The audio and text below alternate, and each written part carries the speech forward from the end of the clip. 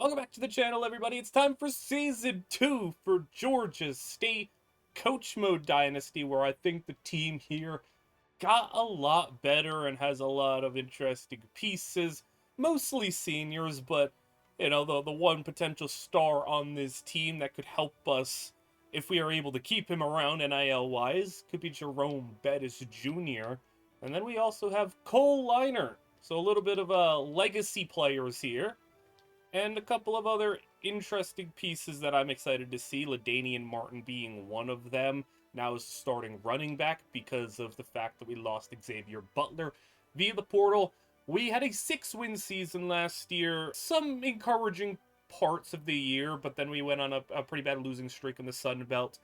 And we were able to finish strong once we made a quarterback change, but then lost our bowl game. So this is the schedule they want us to put together here, and I'm going to go and look for some fun opponents for us. Okay, so this is what we'll roll with. Sacramento State went 9-5 last year, actually really good.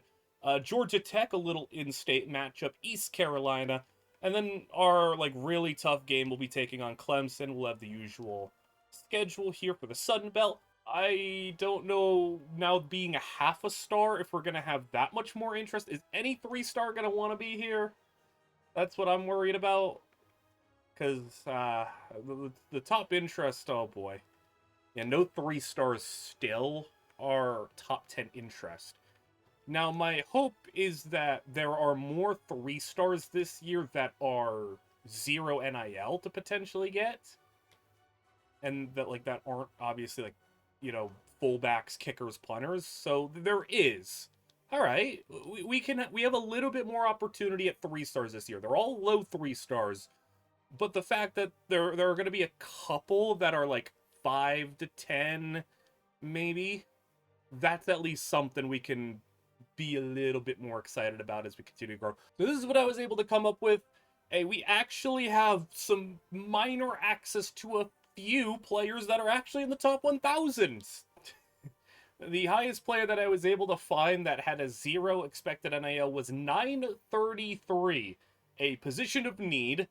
Home state player, Louis Bernal. So that's about as good as we're going to get, is maybe we can get into the top 1,000. We'll obviously prioritize scouting the potential 3-stars, hoping that they could be something for us. And the first guy's a bust. A bust 3-star is just get him off the board. Get him out of here. Dion Sneed, a gem. I'm about to launch a whole 10 points into this dude. I'm opening up the bank account for that. Courtney Addison, linebacker, nothing. Ryan Schuler, another linebacker. We need a lot of linebacker help, so that's why you're seeing a lot. And that's why there's the most interest from linebackers in us, because they could play. And this dude, he's got 87 speed, 90 excel. Not bad tackling, 70. This dude's pretty decent. For a low-end 3-star, it's pretty good. And he's not even a gem. This dude, though, is a gem guard. So we've already found, more gems than last year. Which, I mean, not a high bar. Lionel Churchill, get off the board. I am not putting in anything for gems. We just gotta hope somebody got, decent development or something. We got one more player. And Donovan Swain is a gem. Backfield threat. All right, cool. We got 3 gems. So we'll be giving scholarships to all 3 of those guys. Those are going to be the players we go hard for. So I was sitting on my points because a lot of the points weren't really going to help us at this point. And I think what I want to do is, my typical is always to go Tactician, because I do like Tactician. It's a nice floor raiser. You get the ratings boost. You can go after Architect. I want to go without Architect. It's not fun to just do the same thing every time. So I actually think I want to try to shoot for Talent Developer as my big tree here. And we have Recruiter. We got the Scouting already through. So I'm going to go for the Motivator tree. And I'm going to just try to get the training boost for players now. And we need 2 players drafted in the first round in order to unlock the Talent Developer, which I would imagine that probably is more likely to happen first than 4 bowl wins. 4 rivalry games, that's what, like, Architect is the easiest to unlock, but I think going after talent developer could be a fun little thing, because I never go after talent developer, so I think it makes sense for McNitt as well. And I'm going to put boost to quarterback because, obviously former quarterback. And I'll give boost to the offensive line. So here's our goals for this year. This is important. This is a potential, 70 points. Sign 5 recruits from Georgia at signing day. Score at least 20 points in any game. That should be a layup. And then sign a top 100 class at signing day. I don't know if we're going to do that, man. If I'm being real, I don't think I'm gonna be able to do that. Well, first of all, first big thing to do, scholarship in you. I think the strategy is just go, I spread my points around a little bit last year, just trying to get a couple of 2-stars. I mean, after seeing how good the 2-stars are, it's like, man, they don't move needles, and most of the time they don't even have, even impact dev. So if I find a gem like these guys, I think it's important to just try my best to get them and do as much as I can early on before another team like, Penn State's here, or Auburn here, or Iowa here, wakes up and says, okay, we can maybe go after this guy. I think it's important to just focus on these 3, which, I mean, that's a majority of our points, but I think that'll be important. So I guess I will be prioritizing Georgia players, and I'll go here with a scholarship. I'll just try to go for the Georgia players to get the goal, because that'll go for a lot. I'll give 5 to the 3-stars, and then for the 2-stars, I'll give 0 NIL to, and just go with a regular scholarship offer on them. Also, we do have actually the 10th kicker interested in us, so we're actually going to go pretty hard for a kicker who is legitimately interested and is 10th in his position. That is a pretty potentially decent get for us. And let's see how that was able to help us out.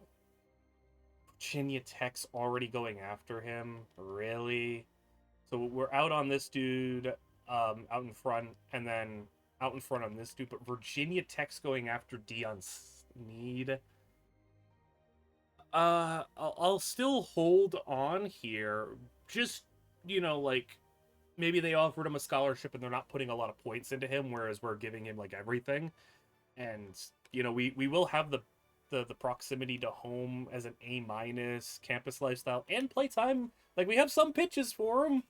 So we get to roll out Cole Leinart, the son of Matt Leinart, a legendary college football quarterback. Cole's gonna get the early nod here. I know the running quarterback would probably give us the higher floor, and we've seen what it was able to do for us when it works. It's cool, and we're able to establish the run, and we have the ability to scramble, but when it does not work, it looks pretty ugly because Crandall cannot throw the ball. He is a awful thrower of the football. Leinart gives us a little bit more ability passing, and we have a really talented receiving core that I want to see get the football. I think, we could really try to turn things into a little bit more of a passing attack with these receivers that we have, because that's, I feel like, our best position right now. So first quarter, 0-0. Well, not high-flying offense so far. 3-0. And that's going to be that. Oh, not halftime score. It's 6-0 at half. Well, the defense is doing phenomenal stuff. Can they keep it going? Third quarter. Sacramento State 3. And that's going to be the low-scoring game headed into the fourth quarter. It is 6-3. And, okay, I have to wait till after it snapped. I want to use the zoom-in camera a little bit more. So here's Martin on the carry.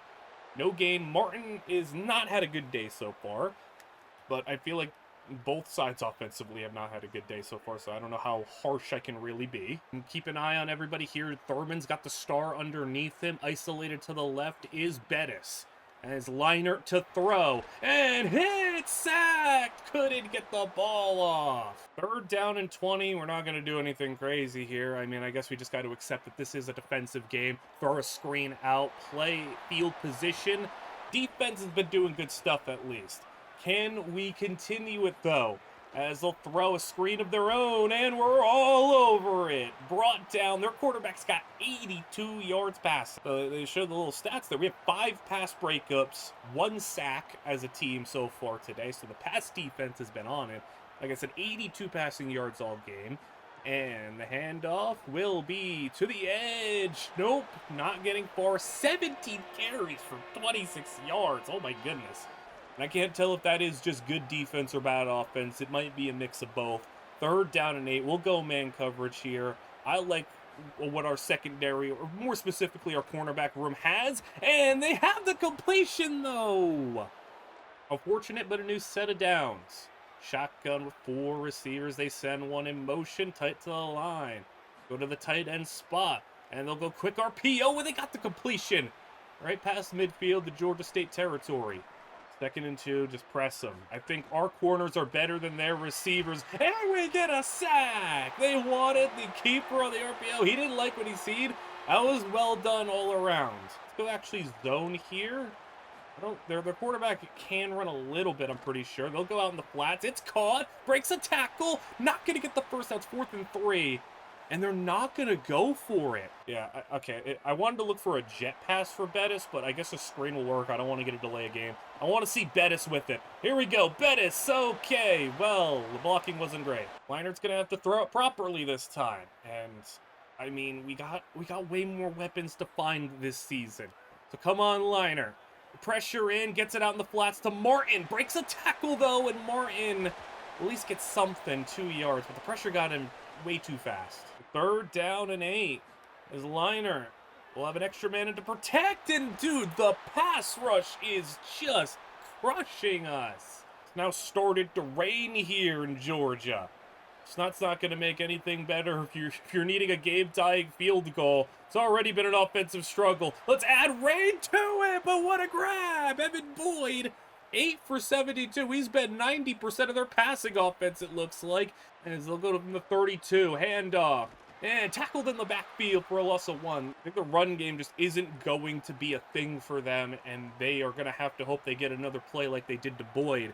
I mean, I don't know if they can hit a 50-yard field goal, especially now in the rain, as they'll throw on 2nd and 11. And the drag, he can't hang on. He actually broke the tackle. That could have been really dangerous. 3rd down and 11, 3:40 to go. Big situation. We send the blitz. It got through. And they can't hit from 50 in the rain. 3:30 to go, and we could win a very ugly game if LaDainian Martin can get going to the ground. There's Martin breaking free. And Martin for 22. And he just does have explosive plays in him. We've seen it a little bit last year, where he was able to break off 4 20-plus yard runs on just 47 carries. And now, already with his first one on this season, as Martin on the ground again. And we'll take another 6. Timeout, Sacramento State. We'll get into that clock control offense and start burning things down here. 2nd down and 4. And we'll go with Martin again. 2 tight ends in the game. Martin is close. It's 3rd and inches. So we're going to sub Crandall in here. Goal line package. And with Alexander in the backfield, we hand tug him, and he's not going to get it. I mean, we could get a first down right now and not 100% put it away, but, like, effectively end it.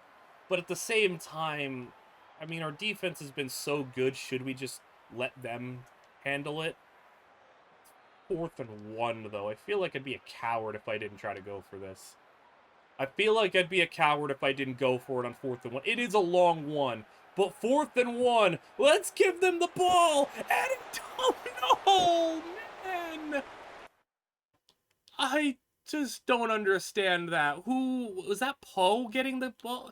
It was Murray Jr. He just look at the hole that was opened up right there. Right there. Game. That is game. And you just... That is such bad vision. I don't even know why Murray was on the field in that spot. Okay, well, again, one of those things where you got it to go the right way. It was just poorly executed. You got the hole, you got the game right there, right in front of you, and your player doesn't execute it properly. He runs the wrong way. And now you put yourself in a spot where we could be headed to overtime. Again, though, they don't have a good kicker. They can't hit from 50. He gets hit, though, and oh, he almost got sacked. Got it out for no gain. He's 2nd and 10 from the 37, so target would probably be another 7 yards at least. And that ball too low. Might have slipped in the rain. Get close to the line here. Let's try to tee up and let our pass rushers do their thing as they step up, throw it on the run. Oh, he caught it at the first down marker. It was Rawls who got beat, and now they're definitely got to be in field goal range. And they could be back out of it, though. It's a sack. And from the 30, they wouldn't kick from the 33. I think they probably kick from the 30, though, or like if they have to, I think they would try to force it. 2nd and 15, though. Can we keep backing them up? Pressure! Oh, we got it! It's at the 5! I can't believe we might actually choke this game. I mean, the offense has just been so bad. Throw it. He's hit, but it's a touchdown. The first touchdown of the game. I need the offensive line to work with me here. I need you guys to do something. Liner to throw. He's got some time, but it doesn't look like anybody's open. He gets rid of it. The passing attack has been brutal. I mean, like, come on, man. You got all these talented players out there. Let's do something. Line, nice job. Pick it up. And, I mean, we'll take 4 for Thurman. That's Thurman's first catch of the game. That's an issue. I mean, he's a great tight end. I don't think that we should just be having him have his first catch of the game in this situation here. 3rd down and 6. 50 seconds to play. Liner is gonna flow one for Thurman. That's why we get Thurman the ball. There we go. Hurry it up. That's why I wanted to get the big tight end the ball. He is a great player. And now hurrying it back up. Come on. We got 2 timeouts still. Liner designed rollout. The blocking holds up. We got an open man and he missed it. All right, 33 seconds. If we hit another potentially chunk play, that's where I'd probably burn a timeout. Liner, come on. You missed the last pass. Not again, though. Come on. Got that drag. There's Bettis. Come on, get the first. And there we go. First down. I'll burn the timeout. I'll save 1 just in case we get short of the line and we can't have a clock stoppage. Liner shotgun, taking his time, and he'll step up. Liner, get rid of it. Okay. 23 seconds to go. From the 30, Liner, come on, be a hero in your first ever start. Liner steps up. Liner goes down the middle. It's incomplete. Come on, Liner. Be a hero. Make your own legend in the world of college football. Come on, 17 seconds. Liner to throw. He'll step up. He'll find a man. It's caught. And we'll burn the timeout there. All right, inside the 15. We've at least given ourselves a chance. But we got maybe 2 plays. Liner, come on. Yeah, let's get that dude into block. I have extra guys into block. I'm only sending 3 out on a route. Just give us time and give us a shot to the end zone. Liner, end zone out of bounds. Okay, 1 more play. All I can do is just send everybody to the end zone. We can't really afford to do anything short of it. Liner, final play of the game. Liner on the run. No, we missed it. We lose. Are you kidding me? What happened, Liner? You didn't need to throw it on the run, but he had him. There was a little bit of like an unintentional pick here, and it actually got him wide open. And he just missed it. Insane. Liner did not play good. The run game, I mean, LaDainian Martin had a 22-yard carry. That was half of his yards. Alexander didn't do really all that much better. Dennis Murray, I don't know why you were on that field for that 4th down, but sick. You might have costed us that one. And then I would have liked to get it to Bettis more. I'm not happy that Thurman's only 2 catches were on the final drive. I think we should be getting him the ball a little bit more. 3 sacks for the defense. I'm mad for the defense because that was a really good game from the defense. I mean, literally 10 points allowed. That's the game you should win. Absolutely should win that game. Well, no, I figured it out. We know why Murray was on the field on that play. Chad Alexander has tore his hamstring. It's out for 7 weeks. Okay, that at least makes a little bit more sense. So to look at these 3 stars, yeah, that's why I wanted to at least keep hold on Snead, because we are getting a bigger bar since we are like all inning on him. Whereas Virginia Tech and Penn State, if they wanted to get him from us, they could. They probably just offered him a scholarship because it was cheap and said, like, oh, we'll leave it at that. But hey, we're putting up big points on him. Same thing here. I think we got a nice lead. And then Swain, no one else so far. So those are the 3 big gets for us. And all 3 of them are looking pretty good. 2 of them are guards. So, I mean, we'll obviously, like, kick one over to either left or maybe center. But the interior of the offensive line, if we get these 2 guys, could be pretty nice for the future. And then having a running back is always, it's always nice to have some depth there. So I was able to find one other 3-star that was interesting. A Georgia player, tight end Hugh Copper, 6'4". Very frail, but maybe we can get him to put some weight on. And, you know, no scholarship offer, so another 3-star player that we could potentially go after. And already, wow, a touchdown on the board, 10-7. That's already better. That's already more points than we scored last game. So there's a little bit of urgency there. There we go, 14-10, and 14-13, 17-13. Halftime score, at least it's a 1-score game against a very good Georgia Tech team. We take the lead, we're up by 10, and Georgia Tech's got a goal to go. Okay, 300 yards of offense, we have outgained them, we've had the better time of possession, we have more first downs, we are doing better across the board on offense. That is very interesting. The thing is they have the ball at the 1-yard line, so I would imagine they're going to probably score here. Yes, they will. So it's going to be a 27-24 game. I also don't like that we're both wearing... I didn't touch the jerseys. Why are we both wearing white jerseys? I don't... I mean, I could still tell. We'll have to zoom in. We'll get Bettis on the jet pass. And Bettis got the first down. And here goes Jerome Bettis Jr. for a 16-yarder. Liner... much better, but still the completion percentage not ideal. I'd like that completion percentage to be a bit comfortable, like over 50%, not hovering around it. I really just don't understand. Why are we both wearing white jerseys, man? Martin on the carry, though. And Martin's got a nice run now. And give Latanian Martin a 20-yard. He's got 155 yards on 11 carries. Oh, my goodness. And man, Alexander goes down. I'm like, okay, we got to lean on Martin a little bit more or this bench.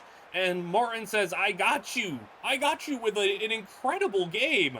And Martin on the carry again. And he's got more room, and he's got another 10.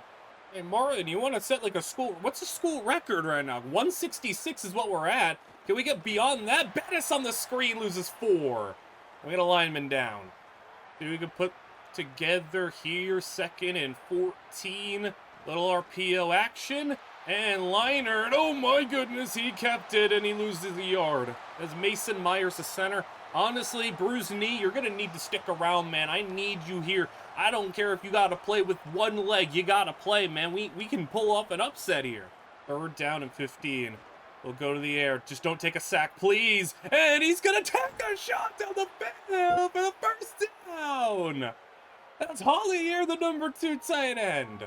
I apologize if it's hard to tell with the white-on-white jersey matchup, but that was an incredible play for the number 2 tight end. Handoff Ladanian Martin. And Martin's got to the 4. 173, and he's looking for touchdown number 3.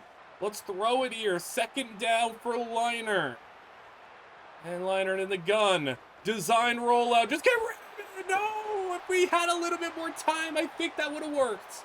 3rd down and 3, though. I'm really going to hope it's not man coverage and we can throw this ball. It's man coverage. Okay. All right. He's going to keep it, though. Liner! Oh, my goodness. Oh, Liner just... thought he was done for. I thought he was just going to hand that ball off. But Cole Leiter with the sneaky athleticism, I don't think anybody was expecting him to keep the ball, judging by how they all crashed on the running back. We had man coverage on the receiver on the outside. I mean, how odd is this? The game we had against Sacramento State gave us an indication that we might be in for a really rough year. But then we go in this game, and this has been the complete opposite.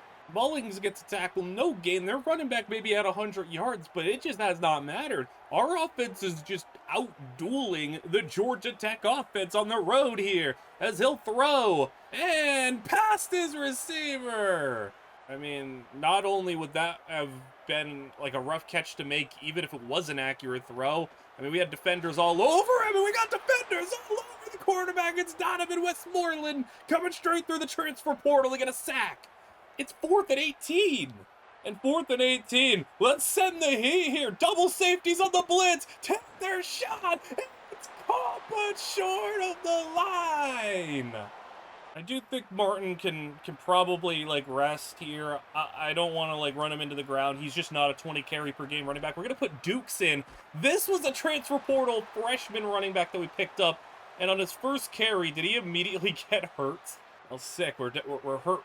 2 running backs are hurt. Poe is going to check in. He's gotten the 2nd most carries today. Play action for Liner. Goes short to Hollier. Just tries not to lose much, but he ends up losing actually a little too much. Bruised hand for Dukes. That's fine. I don't know why it said sub in Alexander. He's got a torn hamstring. He is not going to be able to play. If it was from the 38, I actually probably would have kicked the field goal here. I don't think we can kick it from this far, though. So, punt. Is it a good one, though? And, well, at the 18, that's not that good. Obviously better than a touchback, but, you know, a total net of 20 yards on the punt isn't ideal. So, throw here, can Georgia Tech. Oh, he's open. I don't know who just left their assignment. 4.5 minutes to go. And as long as we could just hold strong and keep playing a pretty solid quarter. I mean, they scored from the 1-yard line to start the quarter, but other than that, it's been all us in this quarter. Scrambled for 6, now with 4 to go from the 47. They are going to hand, and close, not quite first down yardage, though. As they got 2 tight ends in the game, probably ground game again. Yes, it will be. And that's been the only real positive for this Georgia Tech team, as they have ran it well. The issue is, I don't know how much running you can do in this situation. You can settle for a field goal here if you must. We'll send the heat. And the running back doesn't pick up the blocker. It's just, oh my goodness, man. A coach has got to be throwing his headset with the way the running back just did not have the awareness to pick up that blitz. Oh my, that's got to be frustrating. He picks it up this time, but I mean, yeah, the damage is done. If you're Georgia Tech's offense, you're really still behind the sticks here in a hole. 3rd down and 13, hurrying it back to the line. Now you got nobody extra in to block. Everybody on the route. We drop everybody back. Now take a shot, and it's caught at the 11-yard line. That's just a really good catch. We'll go zone here from the 11, though. Just keep making them take a little bit longer. If they're gonna score, can at least be past the 2-minute warning, and that's gonna help us out. A sack. Was that Westmoreland in there again? I gotta get used to all the new players out there, since like most of our starters are brand new. But Westmoreland, I know, has already had a good game even outside of that sack. That might have been him again. They'll throw short, and they'll get about 6 yards. Hurry it back up. I think they're gonna get another play out before the 2-minute warning. But 3rd down and 5. And I got to wonder if they'd go for the field goal here if they don't get the first. As the throw is in the flats. It's short of the sticks. We make the tackle. It's 4th and 3. And they're hurrying it back up, but they'll have the 2-minute warning to decide what they want to do here. It's a tough decision. They'll go for the field goal. I'm honestly relieved about that. That's the decision that I was hoping they'd make. Because if they score a touchdown, then they got to stop, and it could still get a little out of hand, but the fact that we could, you know, still hold here and make it so that they have to score a whole nother touchdown drive to get this game, and they're not kicking an onside kick. And I think for this drive, even though LaDainian Martin is a little bruised and beat up, I think I'm going to have him in here. I mean, he's been just so good. And if he can cap off this game, sealing it with another first down run, another big run, that would be one of the best rushing games. I mean, I don't know what the single game record is, but he's at 174 first time out used, and we'll have 9 yards to go. I am also comfortable throwing the ball here. I'm really loving the 2 tight end packages since we have 2 good tight ends, and going to the flats, and that's just incomplete. I'm 100% playing to win this game. I'm not playing to just burn the timeouts and give them, you know, like a 2-minute drill. I want the first down to end it. Leinart! And he's got the first! That's what we played, aggressive, and it worked out. Hey, against, you know, some teams it's not going to work out. We're going to have games where it kind of bites us, and then there's going to be games like this where it could potentially be what is the reason why we can come out here and win. It's not, I guess, 100% over, but I mean, we can run down another minute 25, I'd say. They're not going to have a lot of time. I burned a timeout just to give a little bit of extra rest, you know, make sure everybody is all good to go. Handoff Martin, and LaDainian Martin! That's game. We get to take a knee, and one of the biggest wins we're going to have. I mean, to go on the road and beat an ACC opponent, an in-state team, 34-27. What a bounce back, too, after how awfully disappointing game 1 was. That could have really, like, crushed us. Like, that could have been just a brutal sign for what's to come this season, but we turned things around, and LaDainian Martin was the big reason why.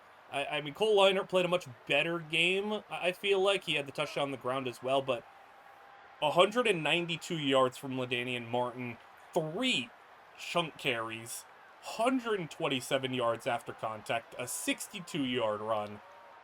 What a game for LaDainian. We spread the ball around pretty well. Everybody got involved, and we got 7 catch contributions from our tight ends, which I'm really loving the potential 2 tight end look. Westmoreland did get that 2nd sack, and we had Tony Tripp, a freshman linebacker, get one as well. Jabril Rawls got an interception. We're taking on East Carolina up next, so this will not be the final of our non-conference schedule. We play Clemson way later on in the season, but this is our final game before we start Sun Belt play, and I think we're riding high after a big victory. So I'm ready to see if we can come out here and have another good showing as we go through first quarter. Big touchdown pass, I think that was, and we'll have a 7-0 lead. I think that was a big touchdown pass. Who got that? I am curious. 82 yards to Tyson Turner. Hey, Leinart Turner, do your thing. Second quarter. And still 7-0. We make a drive. They get a field goal. East Carolina can't get anything, though. It's still 10-0 now. And our defense has been spectacular. They finally do score, but it's going to be 10-7. So the offense not doing as good. It's a pretty even game yards time-wise. Okay. We're just hoping that we can keep it moving on offense, though, with just a 182-yard touchdown and a field goal drive. We have the ball to start off, 34-yard line, and a sweep. He gets through, and LaDainian Martin, not a hot game today. 12 for 27. That's really interesting. Against Sacramento State, not a good rushing performance, but he did break off a 20-yarder. Georgia Tech, one of the best games that we're going to see all season rushing-wise. And then now, I mean, he's getting it going, I guess, in the fourth quarter, but not a good first 3 quarters. All right, well, I mean, Martin already got 2 good carries. They'll go again, and they'll get another 3. Take it down at 7 from the 10-yard line. Leinart, play action, and he'll go to Martin, now in the air. Just get LaDainian Martin the ball any way they can. How about what we're rolling with here? We have Bettis in at running back, and a loaded formation where we go to Bettis and Jerome Bettis Jr. I could come up nice there. So I loaded the formation, put Bettis in at running back, and then snuck him out and got him for a touchdown. All right, cool. I want to really try to be creative with what I do with Jerome Bettis. He's, I think, the biggest, like, I don't know if he's the best player on the team. I think he might be the best player on this team, and I want to treat him as such. Good to see the offense pull through, though, on that drive, and Martin pick things up on the ground game. As they'll throw now, East Carolina down by 10, and that's a deep ball! Oh, he couldn't hang on! Altogether, the pass defense has been really good. They have just 58 yards, and well, they'll add on to it 73 for Emory Williams. It's the second game where late in the game, they haven't even hit the triple digits in yards. He'll throw it deep, though, and you're still not hitting the triple digits yet. We started off the fourth quarter against Sacramento State. Their quarterback only had like 80 yards. And, I mean, starting off this one where their quarterback had 58 to start, I mean, incredible pass defense so far this season. And let's hope we can keep it going for the rest of this game. They're going to scramble at Williams. The 35, and Westmoreland tracked him down. Keep an eye on his running as they'll throw a quick RPO, and the hitch route got an easy 7. Got things set at the 28-yard line, 4-man rush. Got things covered, and I still feel like that was just, I just needed to be a little quicker on that snap, where that's not the first time where Rawls has been out there on the corner route. It's not the first time that we've been out there on that curl route. He just hasn't been able to get down there quick enough, and now the hitch are just targeting for the touchdown. My goodness, man. That is Rawls out there, right? Yeah, I need you to be a little bit quicker. And then make the tackle at least. They literally picked on you. You're the dude with the star under you. You're supposed to be the guy out there. And they hit you with a hitch, a curl, and another hitch, and just exploited you. Didn't love the return on the kick. We got to the 17-yard line. As we'll be under center here. We don't have much under center plays, but we'll use the ones that we do have. A run for 2. Second down and 8, getting the 2 tight end package out there once more in the pistol. As Liner blitz in! Dropped. All right, we'll just go with a little handoff here and see if we can maybe steal a first. No, Martin gets 11. That's just unfortunate. Sack derailed the drive. Well, up to this point, the defense had played a really nice game. I'm hoping they're not going to allow back-to-back scoring drives to really put us in a bit of trouble here. As the throw out in the flats, he's going to have a lot of space and a first down. Not loving this. As East Carolina will go play action, take another step back, chased, and almost sacked. He somehow got rid of that. Second and 10 as they'll set the throw where they got that hitch route again right underneath, but he isn't able to bring it in. At least we made a break on the ball this time. I don't need you to smother them, but if they're going to throw these hitches and these curls, I want you to break on it a bit quicker to jar the ball loose. Third down and 10, and time to throw it. It's going to be broken up. All right, good job, good job. I went man across the board. I trusted you guys to go and lock them up. We got that. I'd like to see the offense get a little bit of movement going. Making a little adjustment here. Get everybody tight inside. Get to Martin, who goes to the edge. And LaDainian Martin for 8. He's picking things up, though. I like that despite the first 3 quarters were a little slow, things are getting moving in the fourth quarter with the ground game. As we'll go to a little RPO tight end. That's Hollier, and he's got a lot of room to run. And we've seen Hollier get the ball a decent amount for being a number 2 tight end. I think that's kind of my favorite alignment of this team, to get like Bettis / somebody else, Martin, 2 tight ends, and LaDainian Martin! Another first down run. So we're down to 3.5 minutes to play. Starting to take our time here. We'll go play action. Set up the screen. Here's Thurman, the other tight end. And Jelani Thurman's got 8. Like being able to get the tight ends moving. I love having a good tight end. Handoff Martin. First down. East Carolina timeout. See if we can hit a bubble here. If not, we'll go Martin's way again. They do go bubble. I don't think that was the move. And ECU timeout will lose yards. I want to see what we can do here. I got Bettis in the backfield again. And Bettis will take the carry. And Jerome Bettis Jr. First down run. And hey, he may not be the bus like his dad running through people, but hey, he's still pretty dang good with the ball in his hands. I don't know, maybe I could use Bettis kind of like a Deebo Samuel. Like, that could be a really fun way to use him. We'll go handoff to Martin again, and LaDainian Martin. How about one more first down? And that would have been game if there wasn't an injury timeout. That was perfect. We were right inside the 10. We could have kneeled the ball out. Instead, Martin, guess we got to give him another carry, and we'll take it to the 2-minute warning now. Now it's kind of important to score the touchdown. If we get stopped here, like, East Carolina would get a chance. Handoff Martin. A lot of carries this drive and this quarter, and he's at 100 yards now. I got a little Wildcat package now, and Bettis is the deep man. As we'll go with a man in motion. Bettis, keeper! And Jerome Bettis Jr. with a rushing touchdown now. And that should be your game. It was kind of a fun drive. I think that we've maybe found something with using Bettis like this. I think this is a really interesting way to go about things. And Cole Liner, 41 completion percentage, but hey, we'll take a player of the game. I do think in the fourth quarter, though, he was pretty solid. We didn't ask him to do anything too difficult, but I don't know what happened in the first three quarters where he was airing it out and just whiffing. But the thing about Liner that's, I think, interesting, he's not turning it over, at least. I mean, that's a big plus as Bettis. 19 rushing yards, 3 catches, 5 yards, and a touchdown. But, I mean, maybe we do have ourselves a Debo-type player. I think that could be really fun.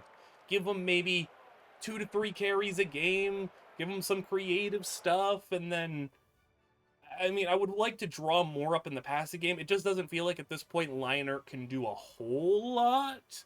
Which is it's still more than what Crandall can do, but I would like to see what we can do as the season progresses with getting a little bit more diverse in the passing game vertically. Check in on our players. So Snead, we are still out in front.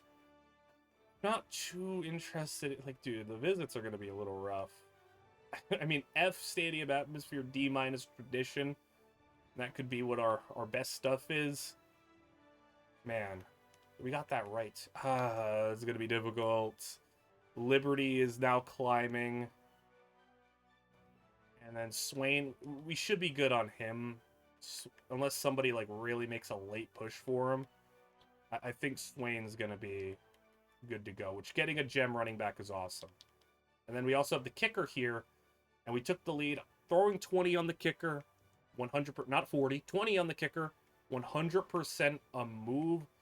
And if we're able to lock things up here, we'll have our kicker for next season. Let's kick off Sunbelt play. Last year against Marshall, we went into a very wild overtime game where it was our bowl game, bowl hopes on the line. We were able to win. This year, we are at home and trying to see if we could take down Marshall once again, get a Sunbelt opening victory, and continue this upward momentum that I have liked to see from this offense. Cole Liner, hey man, it's been a weird season, but as he's not turning the ball over, which is the big thing. His completion percentage is in the toilet, but as long as you're not messing up royally, I mean, he did have the throw at the end of the Sacramento State game, but 0-0 at halftime, and 3-0, 10-0. Marshall still down 10-0. Oh my goodness, they have 4 first downs and 91 yards. Our defense is crazy. And even if the offense is still figuring some stuff out, the fact that our defense is giving us so many opportunities to figure things out is helping us a lot. Martin, can he turn the corner? Yeah, Martin, 4-12, 55 yards so far. Let's see if we can go first down and 10 from the 28-yard line. Liner is going to throw it deep for the end zone.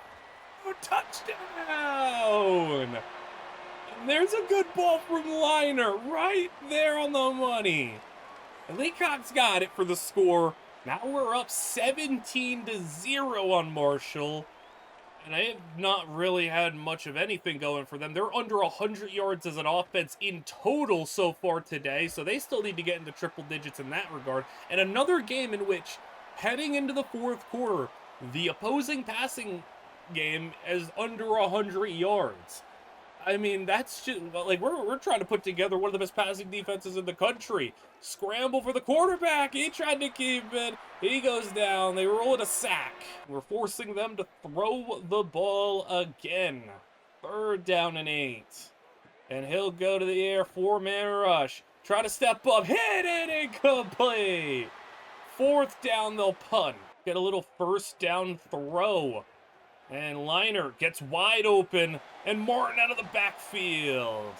I love that the completion percentage for Liner is so bad. Like, this game, once again, he's right below 50%. It's so crazy how, like, awful the completion percentage is. Liner, though, making a nice play to Bettis! And a first down. I mean, but if he's going to come out in these fourth quarters and make some nice throws like the one to Bettis and then the touchdown last drive, I'm okay with it. On top of the no turnovers, we're fine. And Martin, we are so fine with what Martin's doing on the ground. Let's let him keep moving it. I'm going to keep it with the 2 tight ends out there. And we'll have them in the pistol. 25-yard line and Liner. There's Hollier in the flats. Quick, easy, and another 10.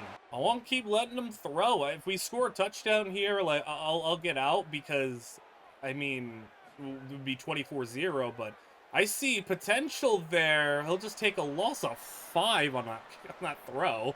All right, this play looks really fascinating as a tight end screen. I want to try this. So we go Thurman in motion. He'll go all the way out, throw Thurman's way. Not a great block from our receiver, but okay. That's an interesting one to keep in our back pocket. 3rd down and 12, though. I want to see if we can get a shot to maybe Bettis, if he can get a little separation. It's a design rollout. He'll just take it short. Safe. 7 yards. Yeah, I mean, does it matter if we kick the field goal or not? It's a 3-score game if we kick it. I want to go for... Why not? We're having fun right now. Let's keep having some fun. Let's go for 24-0. Let's just... This doesn't really make a whole lot of sense to go for. I just want to do it. And it'll go end zone! Touchdown! Liner! That's good! And Leacock again with his second. And he's out here trash talking.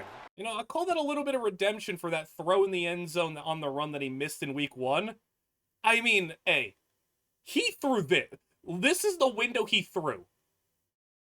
Like, to throw this is dangerous. The defender probably could have jumped up for... Hey, that's a good throw considering the defender. He just used like a little devil magic to make sure that he just didn't jump up and make a play on it. Like, that's all that it took. It was a great throw. 24-0. We'll get out of here. That was really, really fun to watch. The offense has got a lot of exciting things. Marshall did score a touchdown. We end up scoring another one as well. 31-6. Man, I mean, all of that in the second half as well. No points in the first half. So Liner ends up with 2 touchdowns. And did he throw a pick in this game either? No, he didn't. And he actually ended up above 50%. LaDainian and Morton ended up with 78 yards and a touchdown. Poe got a touchdown. And then receiving, LaDainian and Morton had 4 catches. Thurman 4 catches. Bettis was the leading receiver at 71. And Leacock only 2 catches, but both were touchdowns. And on defense, Lynch, Mullins, Butler all get sacks, and Rawls gets a pick. We're looking really good. I think we're looking really good, Brad. That Snead's good. We're still up here, and we're good here. And then we have 35 hours to spend. We take the lead in a die. Byler, we could get him. And then we get locked out of this dude. Okay. That's unfortunate. So we'll get our stuff back. I mean, we have these 2 stars. It doesn't really like bother me. Like, these 2 stars are so replaceable. I can find a 55 overall player anywhere. It's these guys that could be maybe 60 with impact dev that that aren't going to be easy to find. So Hugh Copper, no one offering on him except us. No one offering this dude except us. Byler, I think I should scout Byler just to see if it's worth the fight. And it is worth the fight. Okay. See, that changes things. That absolutely changes things. So are we top 5 on you? Yeah, we're top 5 on you. We're top 5 on you. Do I have 10 points to take away? Yes, I do. And we're going to put the 25 into Copper. Or not Copper, I should say. We're going to put the 20 into Byler for the soft sell. And that's 4 gem. I think we're getting lucky with our gem scouting. Like, we don't have a lot of players that we've scouted, but the ones that we have scouted are, like, most of them are gems. So we're getting lucky in that regard. I'm busting out the cool jerseys today. I didn't think we earned them last year. Let's get them out this time around, though. Taking on 2-2 Arkansas State. 1-0 each team is in the Sun Belt. And we got the all-black jerseys today. These things look really good. I like the jerseys they got going on there at Georgia State. All right, let's see. Can we get a better start maybe on offense? Arkansas State touchdown. Like, that's maybe been our bit of an issue so far, is we haven't been able to, like, have a great first half too much, other than the Georgia Tech game. But here we go. This is a little bit better, but, you know, when we have the good first half on offense, it's now the defense who's the one struggling. It's 20-14. We are down.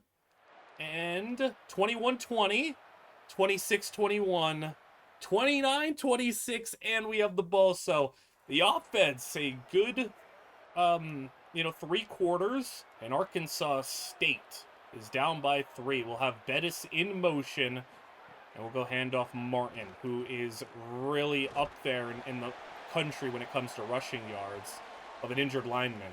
Not been a great first 3 quarters, though, for Martin, just about 30 yards, but he has heated up in the 4th quarter multiple times already, as Liner, got to get rid of it, and he does out of bounds. There's at least one thing about Liner. Even though his completion percentage will be bad, he does get rid of the ball at an okay rate. He doesn't take a crazy amount of sacks, which is nice, and that's good stuff, and Bettis on the completion, no, and he got to the 25. Liner does have his first interception of the season, though. That's okay. I thought Liner did a nice job. He didn't get too antsy. He got through his progression, found Bettis, and Bettis was able to do the rest with the ball in his hands, hand off Martin. Happily take 5. We're in the red zone now. Let's see if we can get Thurman a little bit, you know, getting him going.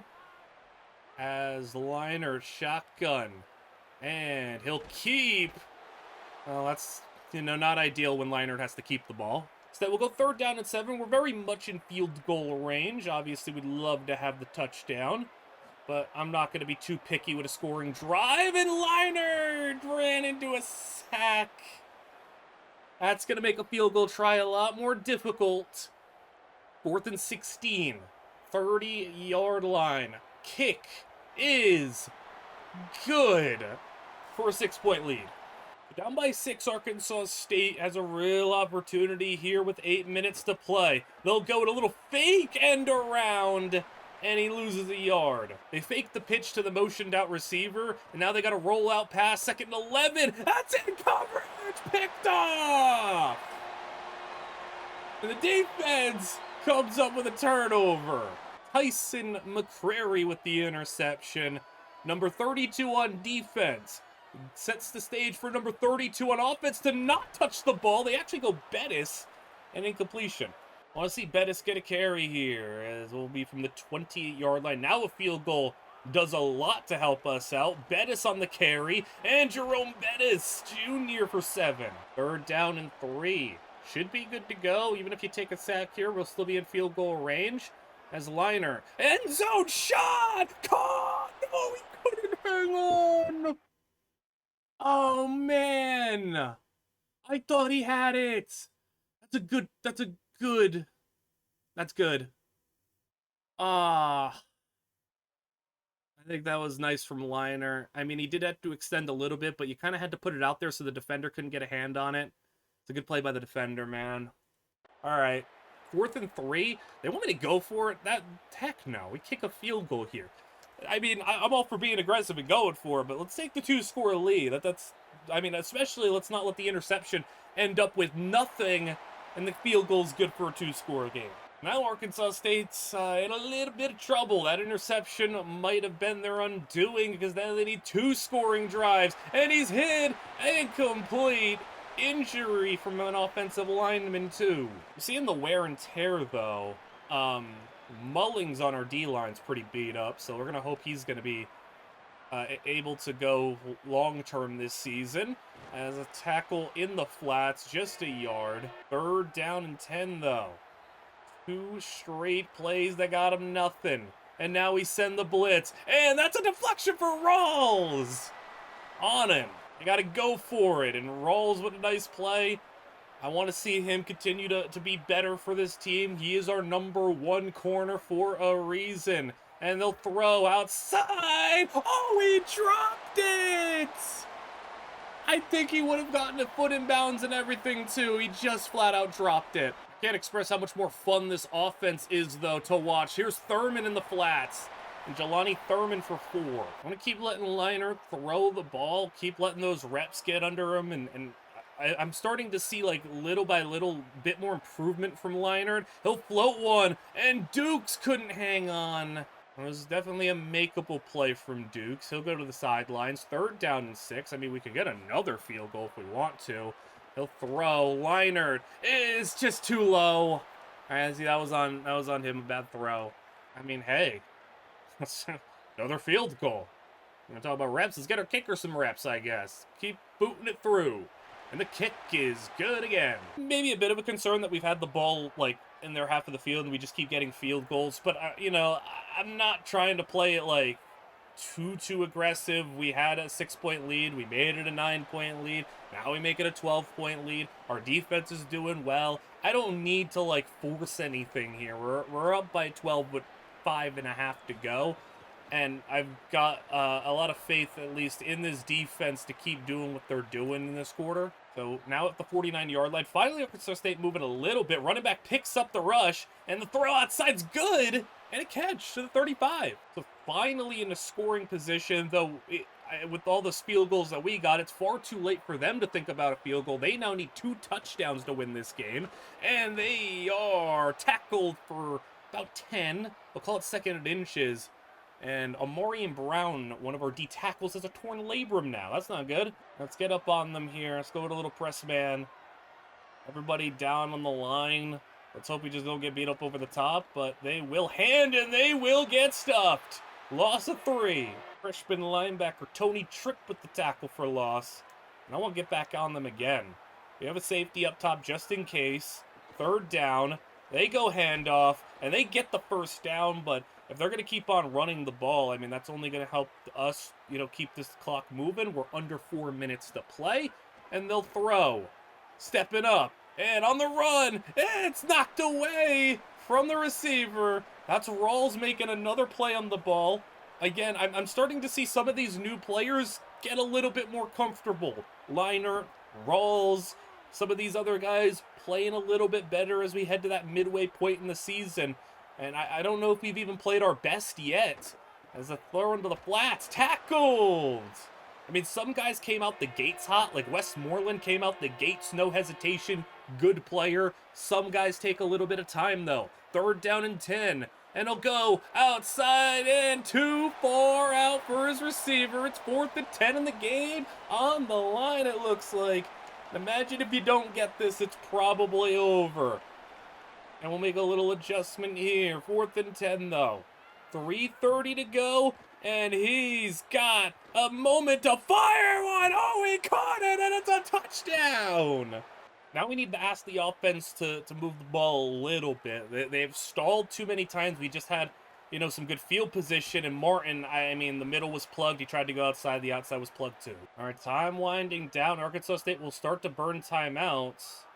And I don't know why we were making adjustments there. We have to burn a timeout. Okay, I don't know what we were doing there. I didn't do anything to mess with that. All right, well, Bettis in the backfield this time, changing things up from the original call. Bettis will motion. And the throw out for Bettis. And that was just well covered. I probably shouldn't have thrown that. All right, 3rd down and 12. And it's a little scary now. The offense is stalling so much. We get a big play finally. Leinart is going to find an interception. Oh boy. What is going on here? I mean, come on, man. What was even... I don't know what you're throwing. I have no idea what you are throwing, buddy. I can't even try to make an excuse for you. That is insane. There's just no way. There's no feasible opportunity for that ball to have ever been caught by anybody on our team. Unless it was the meanest tip ricochet. You're not... Okay, man. Wow. That was bad. Okay. Well, now we need the defense to kind of bail us out here. And Owens is tackled for a loss of 2. Good start. I mean, at least the endorsement of Leinart has been, at least he wasn't turning the ball over. Well, now he's got 2 picks in this game, and we're in a little bit of trouble. It's completed, and he got the first! The 2-minute warning. All right, man in motion. Keeper Owens gets free, slides for 5. I thought we could have had him in the backfield. Too many mistakes being made. As they'll go with a run again. All right, we'll get him in the backfield for a loss. 3rd down and 6. I'm going to hope that, you know, we can have somebody out there just in case he wants to scramble. Gets rid of it out of bounds. Okay, this could be game here. We can still escape with the win. Come on, guys. 4th down and 6. To put this one to bed. The throw from Owens. He'll step up and got hit. That's our ball. They'll probably get like a punt, maybe a Hail Mary if we don't get a 1st down. But we won't have to worry about it. Martin 1st down. Now we're good. It was a close one. And once again, pretty imperfect. But we were able to get it done still. Grant, what? Why was he the player of the game?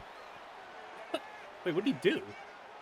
Wait, what? How are you the player of the game with 0 catches, 0... Did he run? Why was he player of the game?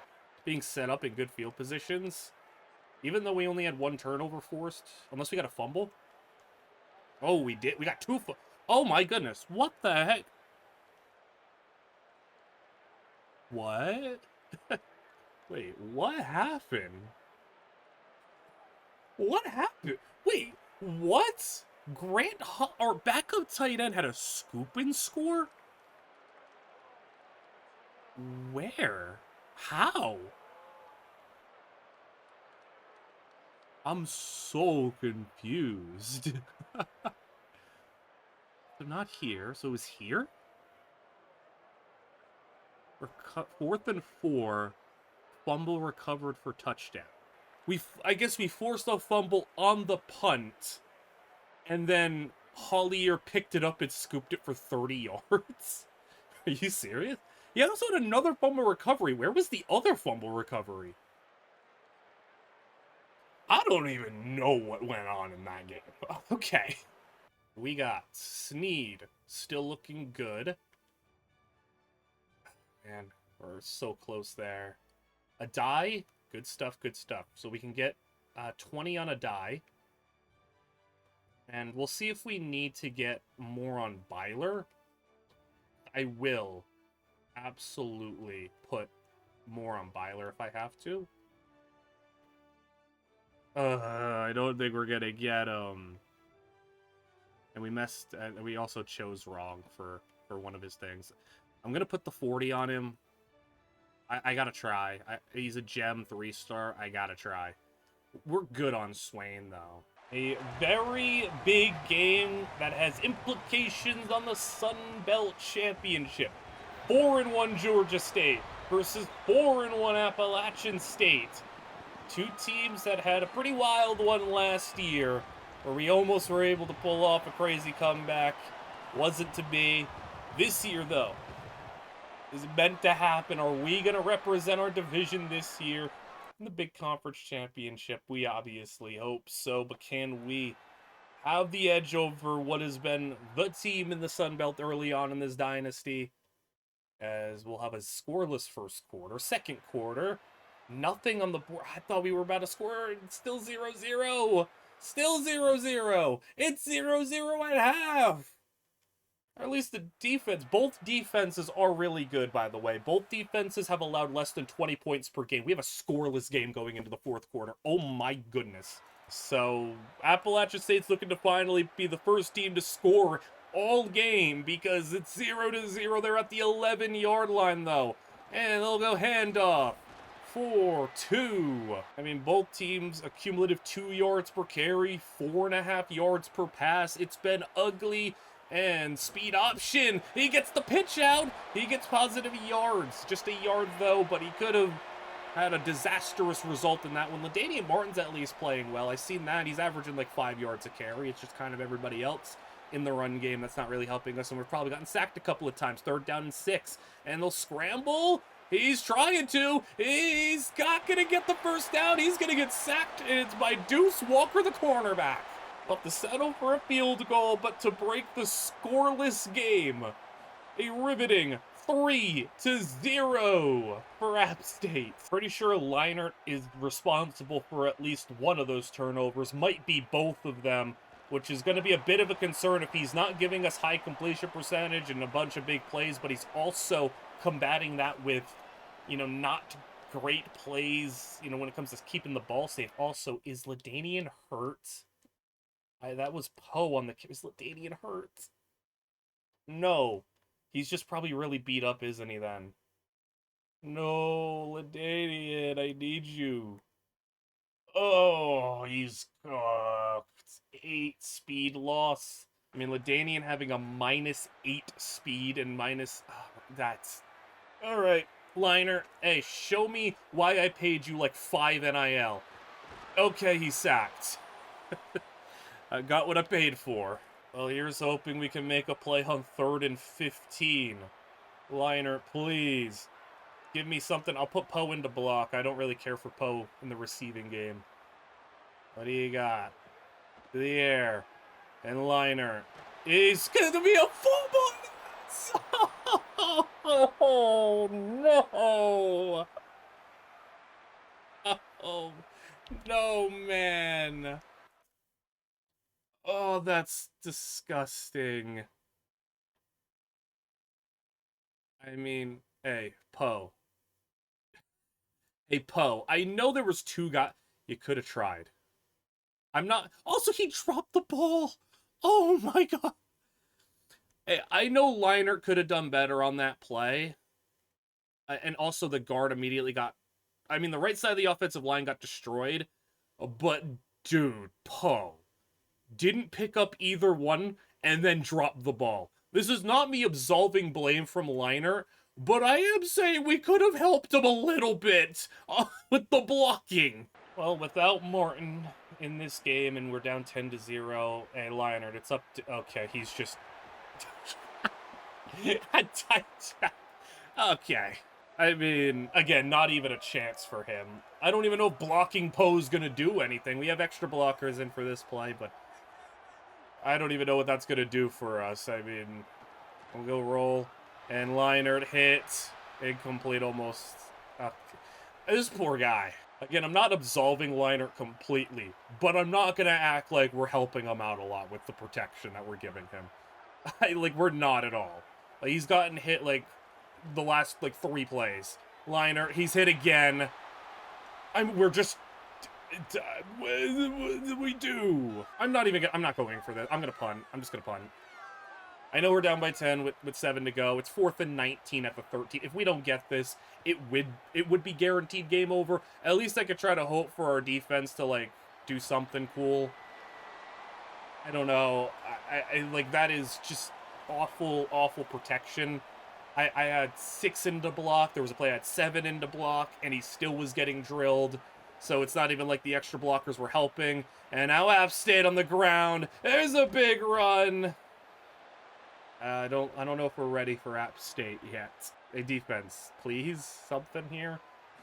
I don't think having Crandall in the game would help either. I don't think that really moves any needles. I guess we'd have a better chance of escape in the rush, but I mean, with the way these sacks are, it's literally just instantaneous sheds, instantaneous rush. It's not like it's going to be anything that a fast quarterback is going to be able to do anything about. And I just am going to roll with what we have right now, as that's a... I don't know what to make of what I'm seeing on offense, because one game we put up 35, the next game we get shut out. It's really weird. They'll get a 1st and goal. It's just really weird. I don't think it's like Crandall makes a difference. I really don't. I think just sometimes our strategy is just really flawed. LaDainian Martin isn't going on the ground and we don't have time to throw. It's basically wraps, because neither quarterback on our team is a really great playmaker, really a great, do anything except just, you know, the most basic standard stuff. Our running backs outside of LaDainian Martin, Chad Alexander's hurt, so none of the other guys, Poe or Murray, are good. And then if you don't have a guy who can get Leacock or Bettis the ball, it doesn't really matter how good those pass catchers are. 4th and goal, at least, they're going to go for it. They want to end the game. Like, this would be a game ender for them. So, maybe we can get off the field here and give ourselves a slight chance. Handoff. He's close. Not going to get it, though, so it's not quite done yet. Though we are at our own 1-yard line, so... I mean, we need a pretty crazy drive if we're going to want to pull this one off. We'll go Poe to give us a little bit of room. And Thurman is hurt. I mean, we do have a nice number 2 tight end, of course. I just cannot afford to lose more players on offense at all. He's adjusting the... Okay, he's changing things. I didn't do that. That was all you, Liner. That's all you. Okay, man. Sick. You cleared out the backfield and said, I don't want extra. Let's just put everybody out there. What you think was gonna happen? I don't even want to be here anymore. We're not winning this game. We're not winning this game. I'll play out the offensive snap because we got the ball back quickly. I mean, I'll play out one more offensive drive. We got a 3 and out at least, but this is probably just subjecting myself to pain. And the flats, caught, hurry up. Liner, yeah, he has 2 picks. He also has the fumble. I mean, I'm out here at this point. We're max protecting with 7 blockers. Like, you got it. Like, if you can't block 4 with 7, like, it's just like an issue. And Linert's gonna run. And he didn't like what he's seen downfield. I mean, because we're blocking so many people, it's like, well, now we only have 3 dudes out on a route. So it's like, what do you want them to do? And there's only 3 guys out on a route because we have to put 2-on-1s for everybody. 2:30 to go. Once again, 7 into block, and he still got hit. I know, like, there's going to be like, hey, Leinart may stink, but brother, you have 7 to block 4, and we can't block. I mean, there's no quarterback that can operate under those circumstances. They send a blitz. He's hit again. It's a catch for Bettis, though. What a catch. Hurry it back up. Poor Leinart. I probably should just give up and not let Leinart take more hits, because he's getting rocked in this game. And he's sacked. 7 sacks. So, Leinart, we only have 2 guys out on a route. Let's just throw it... Let's go down as a sack at least. All right, it's actually really bad. Leinart's kind of beat up. he's got so much negatives on his ratings. Leinart, he didn't get hit this time at least. He'll get 9. I feel like for his sake, I should just end his suffering. Like, for his sake, I should just not even try. He's having a nightmare, probably. He's never going to forget the day Appalachian State absolutely mangled his body. And he'll get it. Okay, that's fine. End the suffering. Put him out of his misery, man. That is just... I mean... Leinart was bad, but the offensive line was probably worse. And... I don't think it'd be fair of me to only put the blame on Leinart when he was getting hit so much. He got hit like every play. That's so bad, man. I don't even know what to... I can't do anything except just laugh. I can't do anything except just laugh at that. And things are getting real close for these prospects. Sneed. We have the right stuff here. We do. I might schedule a visit. We don't get a visit until week 8, though. Visits are risky when you're not a great team, but we'll visit for JMU. I mean, we don't get much, but it's something. Also, our pitches are... Oh my goodness. No, like, a visit's a bad thing. Like, it literally... A visit hurts us. There's nothing we could do. This would be a net neutral. Dude. a net neutral. So the visit does nothing for us. Unless we do, but then that would be a competitive visit. Yeah, literally a visit hurts us. Like, we can't do anything about that. Being at the midway point in the season, 4-2 on the year. Ultimately, pretty satisfied with being 4-2. I'm just not happy about how that Appalachian State game went. And if we're gonna want to make the Sun Belt Championship, now we need to start rolling through the rest of the conference to try to make up that deficit and hope we get some help along the way. That starts with a game against Georgia Southern, where last year didn't go so well against them. This year, though, on the road, hoping we can get better results, and I'm really hoping that Cole Liner can start to dial in a little bit, at least just be a bit more accurate. It's 14-0, man. I don't know. Okay, 7. Okay, back tied it up. Okay, we're fine. 21-14. It was just a slow start. Just a typical Georgia State slow start. And we are going to go to the fourth quarter up by 14 points in the ball. Okay, I was maybe a little worried for no reason. We have 350 yards on offense. Actually, a really nice offensive day. Hold on a second. I was a little too quick to judge, perhaps. It's a nice day. I just hope that Leinart is completing over 50% of his passes. He'll go handoff. And a yard. It's LaDainian Martin for 62 yards on the game, so it's not even like he's had the big day. Of course, 62 yards by no means a bad game, especially on the amount of carries that he has, but I guess the passing game has been a little bit better today. As Leinart, play action. And Leinart hit.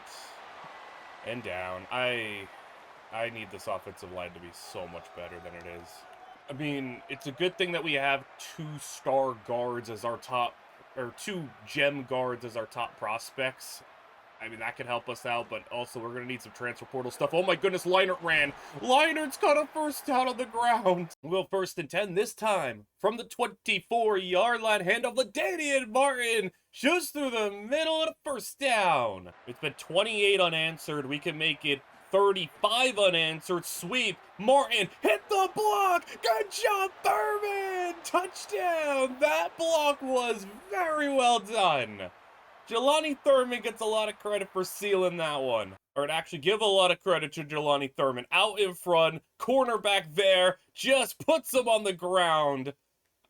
That's very well blocked. I don't know how much of the Georgia Southern offense we'll see here. 3rd down and 5, down by 21, pump fake. And with time, he'll just take a shot deep. And over the head of the receiver, you gotta go for it on 4th down. I'll send some heat. Not only, get up on them. Send some heat and see if they can handle it. 4th and 5. I mean, I would imagine it's all over if they can't get this. Hit it and picked off, overthrown over the middle.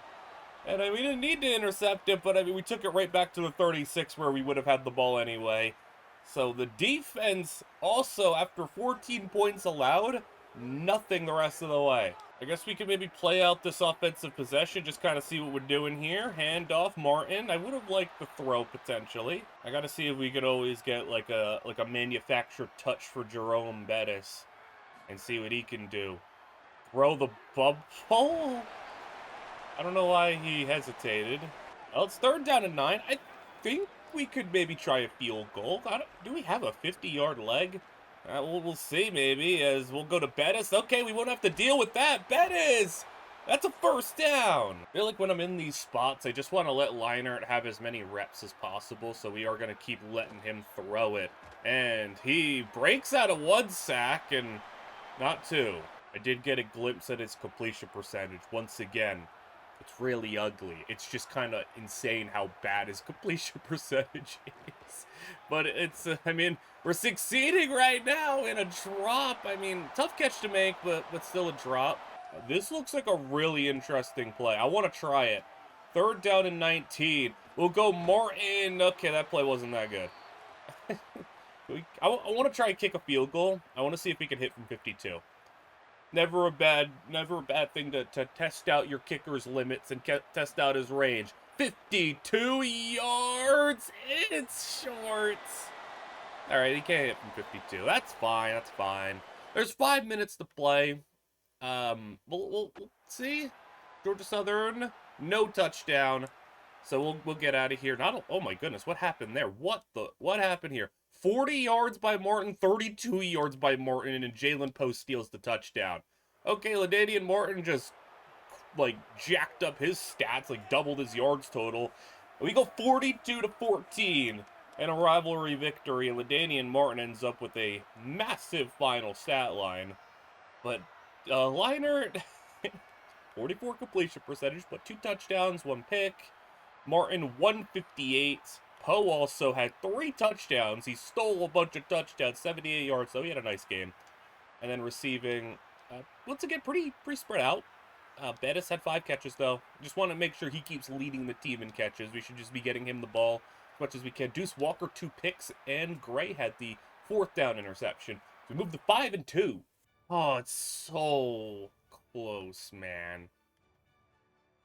Oh, man, it's so close. I don't know if we're going to get him. I don't know if we're going to get him, and I don't think there's anything I'll throw him another. I don't know if that'll do anything, but like it'll be worth it. And then Swain. I mean, Swain's fine. Adai, I would like to put more on. Byler, we are actually gaining a little bit of ground. Okay, that's cool. And nothing else to really report on. Well, the kicker should be ours as well. I've seen broken ribs. Yeah, Leacock has broken ribs, and he is going to be out for 4 weeks. Unfortunate, since he's, I think, our second best receiver. But, like, we do have people to supplement that. I mean, I think our receiving room is pretty deep, because we have Austin McGee that can now play a little bit more. Derek Avery was pretty decent last year. Like it is kind of unfortunate. Derek Avery is 3 catches this season after being, like, maybe the leading receiver last year? No, he wasn't quite the leading receiver. He was maybe the best receiver, though. I guess that's unfortunate for him, but I mean, we've just had other guys come in and be better. And he didn't jump up that much for, he's a normal dev, but I mean, McGee did jump up a decent amount, and he was a normal dev, so, we have better players. So I guess that's just unfortunate for him. Next on the schedule, James Madison, as they are 2-4 on the season, and I looked at their overall. I think they might be like the lowest overall team in this conference. I've seen like a 61 overall offense, which is disgustingly bad. Our defense might have a great game. Maybe okay, never mind. I lied. 14-0. I shouldn't have mocked them. What is going on here? 24-7 at half. Are you kidding me? 24-10? 24-17? Okay, we're pulling off a bit of a comeback. What, though? Like, the defense, what the heck is going on? They're at the 19-yard line, so this comeback might even be halted if they go and find the end zone here. I mean, they're very much in range for a field goal, 2nd and 3. The quarterback, Belford, is 200 yards, 2 touchdowns. No picks. I don't think we've had a turnover in general. Oh, man. I've seen some big runs, too. Is the running back also doing well? 13 for 80. That's pretty good. They could really use a stop here. I guess I won't make fun of their 61 overall offense again. 3rd down and 4. As I'm going to go up and press them, blitz, and I'm sending everything. They're going to throw our PO, and we had everything covered. They're going to go for it? Oh, this is big. This is big for us. Let's just play aggressive. Let's just go up on them. 4th and 5. And we're sending everybody. Oh, no, it's a touchdown. There's a flag. And I think if I had to guess, I think that might have been roughing. Yeah. Oh, my. That was the chance, man. That was the chance to get off the field still in a 1-score game. All right, Cole Leinart. Will it be over 50% today? Maybe.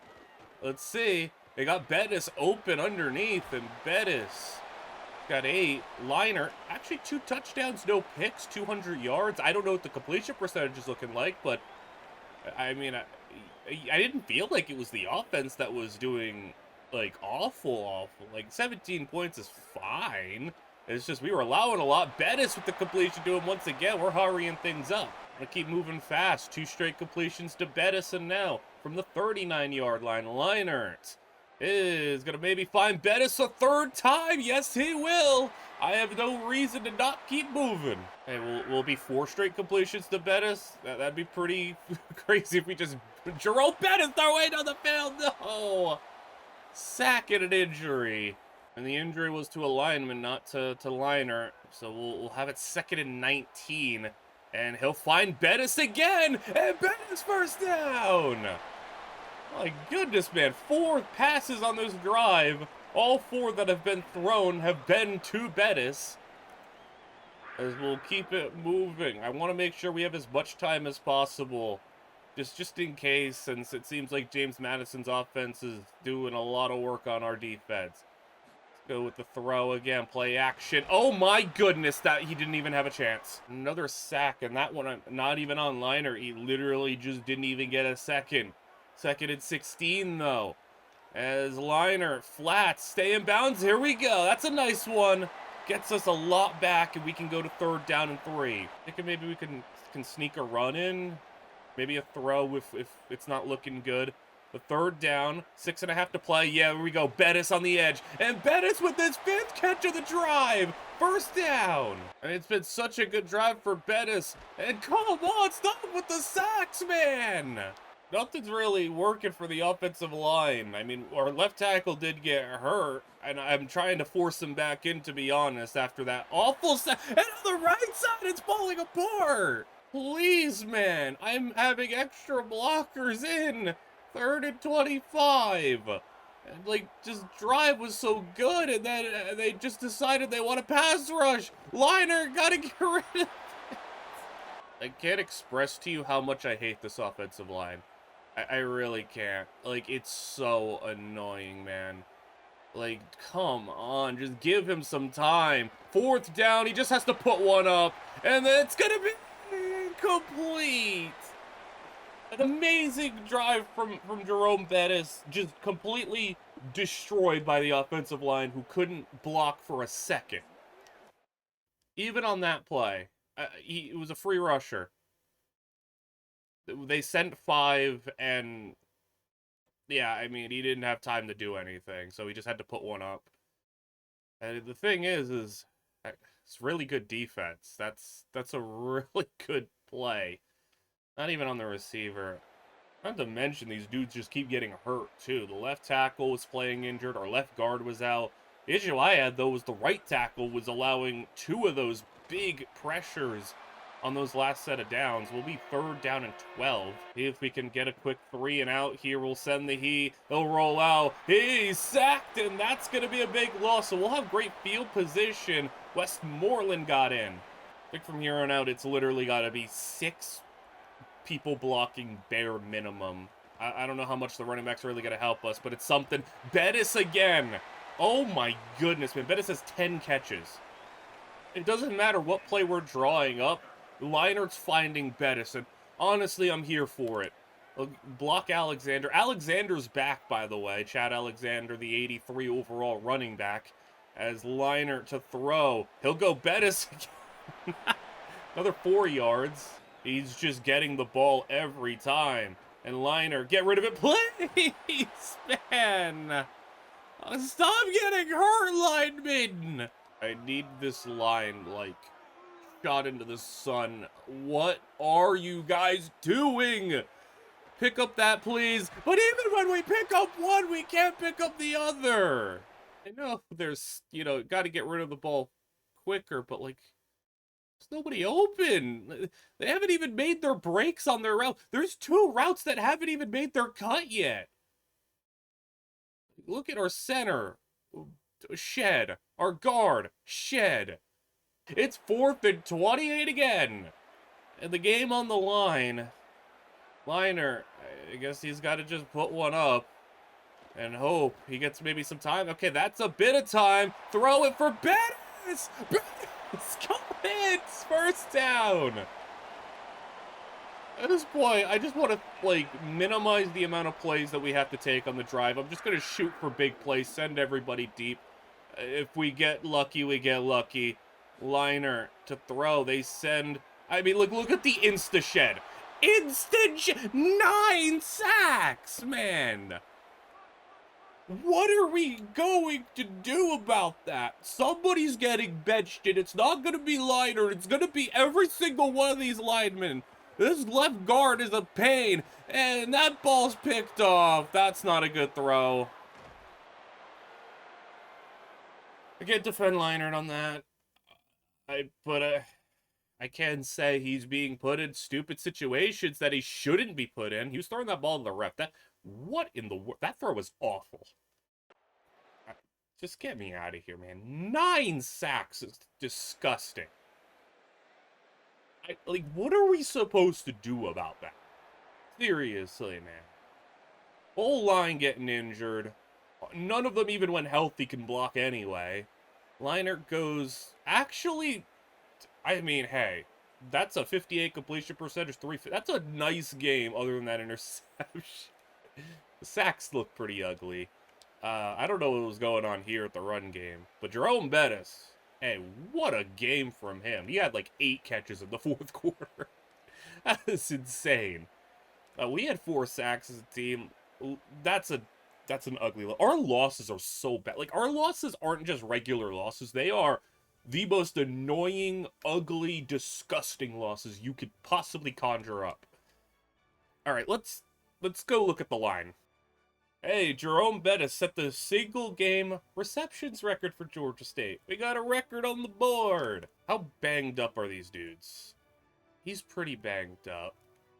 I mean, I want the best pass blocker out there, and he is, like, the best one. This dude was not doing good. I guess I'll bench him for Stanaland. Center, we don't have any. We have Cantwell. I don't think I could put Cantwell in at center. I mean, this dude is like a better pass protector. Right guard, I didn't really love what I was seeing here. But, I mean, dude, look at his pass blocking. This is like the best pass blocking statistically on the team. And then right tackle, I mean, Kelton Smith wasn't good. I don't really have anybody else I could put in that's any better. Like, Maskell? Maybe? I mean, this dude... I don't know, man. Like, not like we have other people to put in. I could put in Maskell, I guess. Like, he's not better. It's just... Like, what do you do that? He's not better. I'll put him in. He's a sophomore impact dev. Maybe there's something here. Let's just hope we could continue this offensive line crusade here and maybe lock up some of the other guys. Here we go. That's a verbal commit. We were like just trying to hold off Liberty little by little, but he verbally commits, and then Byler verbally commits to Washington State. Alright, that's our top corner. Out. How long is he out? Man, another 4. Okay, so he'll probably miss maybe the rest of the games unless we have a bye week somewhere in between. Conference updates. App State did lose. That's what really stinks. App State lost. I don't think we're going to be able to make the conference championship. We would need 2 more App State losses and us to win out. Or, like, we would need some crazy, like, tiebreaker stuff to where if it was, like, a 3 or a 4-way tie, we would somehow jump one team who jumped App State. It would need to be a lot of nonsense. We're on the road to take on Old Dominion. 5-3 on the season. And it is a tight race in the Sun Belt Division. I really think we need a bounce back victory. Let's not start piling up the losses now. 0-0 first quarter. I mean, another slow start. That's kind of what we've grown accustomed to. 3-0, 10-0. At least the defense is putting out a nice performance. And, I mean, against another 5-win team, okay, 10-3, 10-6. We'll go into the fourth quarter with a 10-6 lead. But Old Dominion's got the ball. They're very far back. To both teams, I mean, under 200 yards of total offense. So two teams trying to get to bowl eligibility as Old Dominion will throw. And I think if there was a little bit less of a hesitation out there on the edge, that was going to be a sack. Instead, he runs for 5. They're hurrying it back up to the line. 28, second down and 5. We're going to see if we can handle without our top corner. I mean, so far this game, we've been pretty all right without him. And the run defense has also been pretty good as well. 15 carries for 40 yards. I just wonder if having to bump everybody up one is going to have to, like, it's really going to hurt us because the talent drop off once we get past the top 2. You know, then we go to McCreary, who was fine in the nickel. Now he's got to play the 2.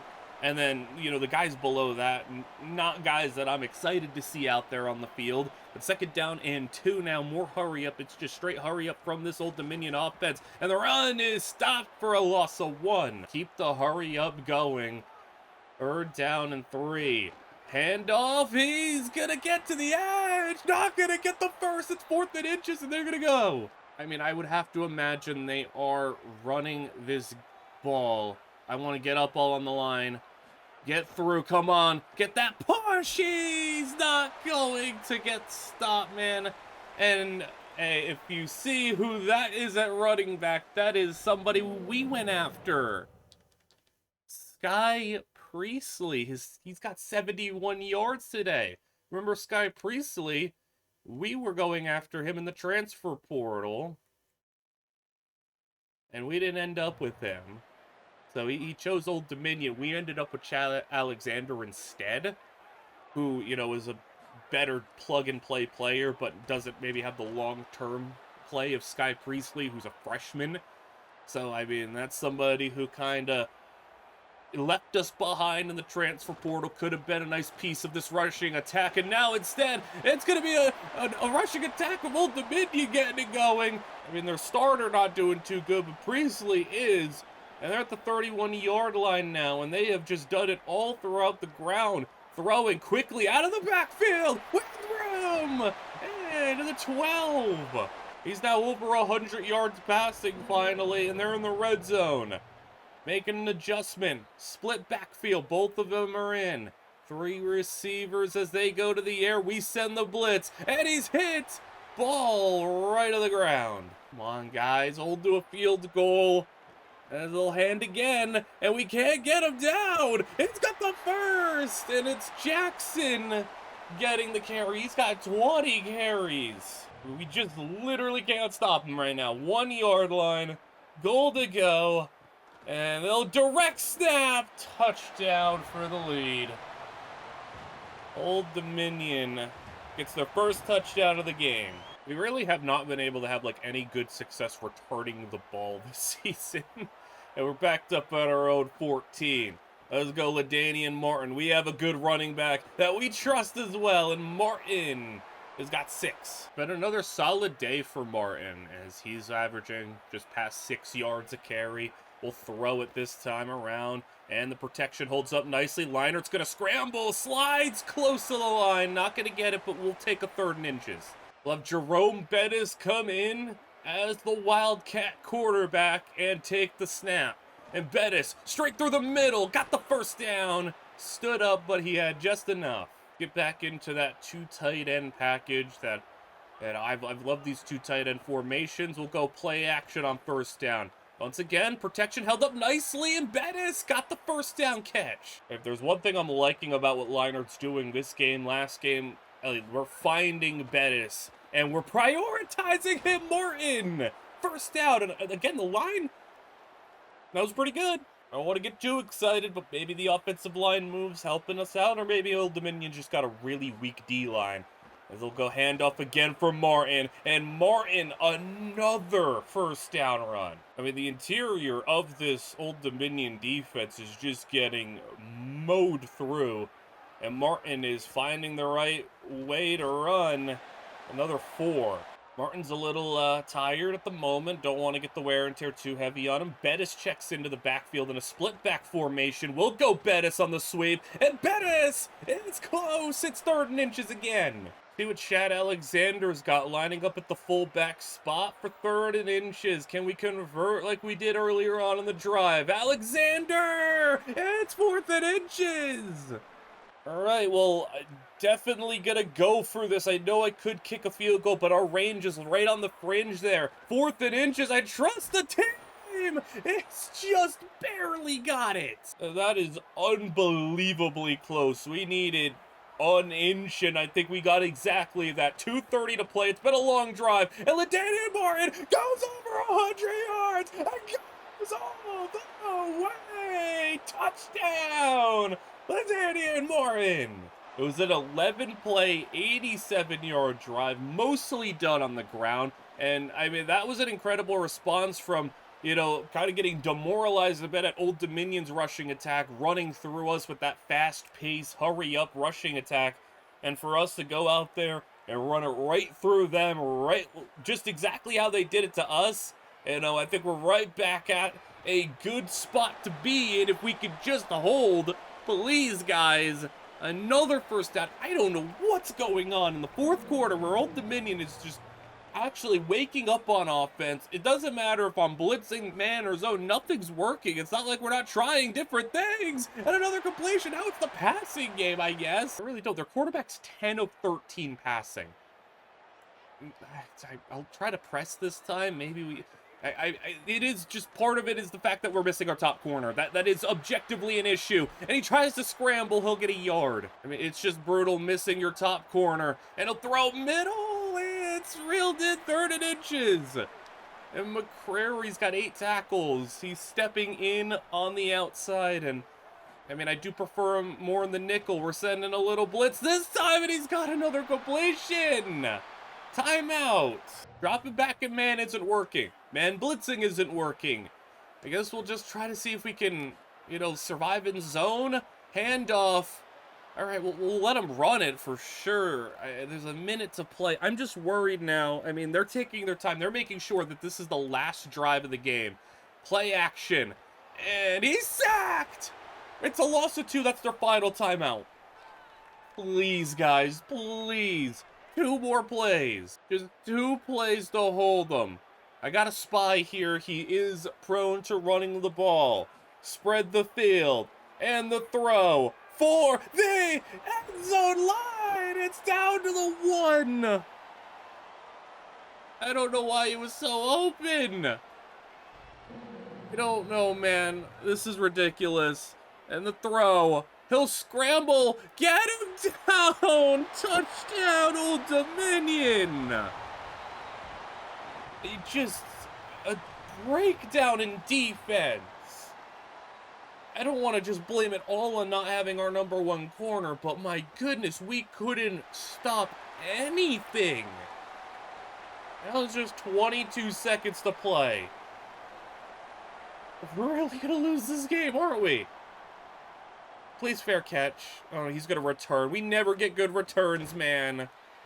All right, we just lost 3 seconds. Please hit a big play liner. We have timeouts. You can take a big play over the middle. And there's something at least 33-yard line.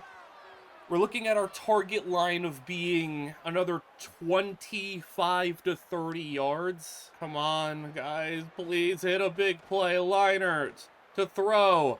Outside, that's 4 yards in 4 seconds. Kind of needed a little bit more than that, but I mean, I guess I'm going to block the running back, just give him a little bit of extra time. This is our shot to take 1 big play down the middle. And it is picked off!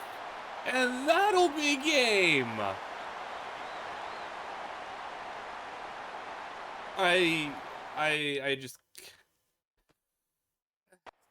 The defense. Why were they so bad? 2 drives, and they just ran through us at the end. It didn't even matter what we did. I spied, I contained, I ran man, I ran zone, nothing worked. 16 attempts, 13 completions, and they ran it well too. I mean, even 3.4 carry for their back, it was just so much to just so many carries, and if you're getting 3 to 4 yards every time, you're going to keep it moving forward, especially when your other running back's averaging like 8 a carry.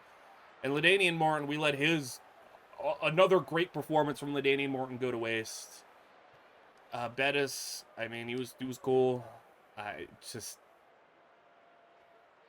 UL Monroe and a 1-7 Coastal Carolina. We got to win these 2 games. If we could come out here, go 7-5, and maybe win a bowl game, I think I'll at least come out and say, like, you know, an 8-win season in which we won a bowl game. Cool. Clemson is coming off their first loss of the season to Miami. Maybe we're catching Clemson on a cold streak, or maybe they'll slip up. Maybe. Absurdly weird year where we've beaten Georgia Tech, but slipped up against teams we should have beaten. I mean, we've won games we shouldn't. We've lost games we should win. And now we take on our toughest opponent of the year, Clemson, on the road, in a little bit of a buffer game for Clemson, who's coming off their first loss of the season to Miami, and I think they're looking to maybe get some anger out on us. But can we force them to stumble their way out of the playoffs? If we beat them, they ain't making the playoffs if we beat them. At the first quarter, 7-0, 7-7. I feel like, are we just a team that right now just plays to the level of their opponent, whether that's good or bad? Because it's 10-7, 14-10, halftime, now it's raining, and it's a one-score game. 21-10, 21-13, 27-13. Okay, and now it's... Okay. It's not impossible to do this, though. It's not... the stats were pretty dead even. Second in inches, and we are down by 15 on the road at Clemson, but it is doable. We got the ball, first down completion, and injury for Clemson defender. Oh my goodness, they just showed the stats. Leinart has over 50% completion. Oh my goodness, he's having himself a day against Clemson. Not a crazy day, but, you know, more efficient than most of his games. As we'll throw it, Dave, he's got a step! Oh, he couldn't. God, that was a tough one to make. I mean, that could have went really bad for Clemson. 2nd and 10. As Leinart will throw. And for Bettis, he's got it for 8. Leinart, I mean, yeah, it's hard to get the play in. It's loud. 3rd and 2. LaDainian Martin tries to push through 4th and 1. We got to go for it. Come on. This could be the big play for Clemson to just squeeze the life out of us. Martin, he's got the first down. Not going to be done quite yet. Come on, guys. Leinart will find a man over the middle. That's Turner. I think we should even hurry up. I mean, just give ourselves as much time as we can. I am worried about, you know, if all goes well, like the potential 2-point conversion being that big issue for us. We get the first again. Hurry it back up. We're in a spot I'm comfortable with, getting these like 2 tight end packages. I'm fine with both the tight ends out there. I trust them, as we're doing a whole lot of maneuvering around. And Leinart in the gun, play action, quick RPO. And maybe that's just one of the few advantages we have, is the fact that we have 2 pretty competent tight ends. So we'll stay in the 2 tight end package. And Leinart finds Thurman, and Thurman for 7. I mean, like, I can't imagine there's too many teams in the country, especially, like, outside of the top teams, that have a better 2 tight ends setup than us.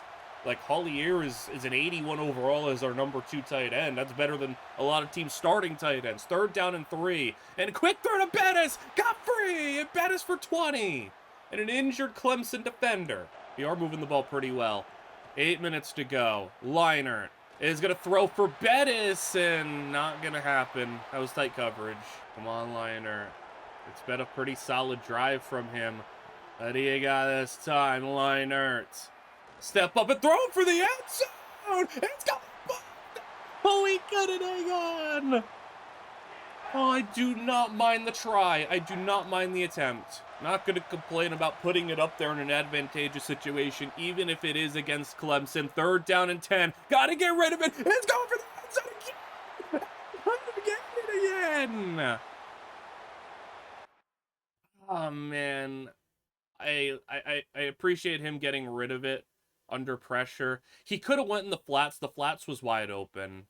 I guess his instincts just told him to launch it. Honestly, 4th and 10, 7.5. I think I'll take the field goal. I think I'll take it. I know we could go for it, but it's 4th and 10, man. And I just want the 3. All right, we erased the 2-point conversion needing to happen. So it's a 12-point game. I don't know what the strat on defense is going to be. I mean, I don't know if we could really afford to press these receivers. We'll give it one try since I do think they'll run. It's a speed option, and he's going to fall forward, but no gain. There's Westmoreland on the tackle. I mean, things could get a little spooky for Clemson if we do get a 3-and-out here. Otherwise, I'm not going to really do a whole lot of pressing. They'll go option. Come on. Got him down for 2. I mean, definitely got a spy. Their quarterback is moving. He's got like 10 carries on the game. And they'll throw 3rd down and 8. Oh, the 17. Oh, boy. We just caught an interception. And the Clemson fans are not really believing this. Who got in there? The transfer portal D-tackle. And oh, it just got floated right to him. Oh my goodness. If we find the end zone here. 6.5 minutes to play. And this would be a monumental win. The run! Martin! He's got it for about 9 or 10. It'd be the biggest win in school history to win on the road at Clemson after the cold streak they've been on. And we're going end zone. Touchdown, Georgia State, Jelani Thurman. It's 28-22. And the Clemson crowd is quieting down a little bit. A 5-point game with 6 minutes to play. Let's pull off a monumental upset. Come on, guys. He'll throw over the middle. It's overthrown. And if the defender could have got that would have been crazy to get another pick. Just keep this quarterback in a box and just come on, please. Jet pass. And he got the edge, but a nice job to at least get a hand on him. He didn't make the tackle, but he did slow him down for somebody else to finish him off. They're spreading the field again. 3rd down and 6. Can we get a 3-and-out in a minute? The throw. 4-man rush. He's going to go down the center of the field, and it's caught at the 35. Bryce Baker has already got 4 touchdowns on the day. And we thought we had him rattled a little bit. But no, he makes the big throw. 35-yard line, right around field goal range now. And the pressure in, and it's thrown up and incomplete. Defender was all over him. Come on, guys. Come on. Give us a chance, at least. Give us a chance with the ball in a 1-score game. Hand off. He's down for just 2. Gonna have the safety drop down and spy, just because he could probably keep up with the speed. Other than that, though, come on. Let's get off the field here. Let's force a 50-plus yard field goal. Make it tough on him. And the quick throw outside, he caught it, which is important because that lost him 3. It makes it now a 53-yard kick, not an easy one, for an 8-point lead. Come on, kick on the way. It is good. It's good. But we do get the ball, at least with 4 minutes to play in a 1-score game. Well, 4 minutes is plenty of time to go 84 yards. We don't need to have an urgent rush. The concern just comes down to if we score that 2-point conversion, man. 2nd down and 7 for a Liner. Taking his time here. And Liner will go out in the flat, stay in bounds. There we go. LaDainian Martin's got a first down and more. Good job, good job. 15 yards. Let's stay in that 2 tight end package. I'm just loving the 2 tight ends. I'm even fine just going with a straight handoff here to see what we can do. It's been our best advantage on offense. And Martin straight through the gap. Injury timeout. That's cool. All right. That was 10 yards. I mean, I don't feel the need to, like, take a shot play or anything. I want to just keep moving forward. Keep moving forward, LaDainian Martin, for another first down. Our guard is banged up. Hey, man, it's now. We're playing Clemson on the road, buddy. If there's ever a game where you got to stick it out and just play through, it's this one. This could be a just historic win for us. Martin picks up the block for as long as he can, but it's a sack. Come on, guys. Come on. Second down at 16. And Liner got time for a moment. Doesn't like what he sees. I guess he just avoids taking a loss. We'll go to the 2-minute warning on 3rd and 16. Come on, guys. 3rd down at 16. Liner. Come on. No, he's pressured. He's down for no gain again. 4th and 16, potentially your game here. It's, come on, Liner, make a big play. At least give him the time to make a throw. They send an extra man. Oh!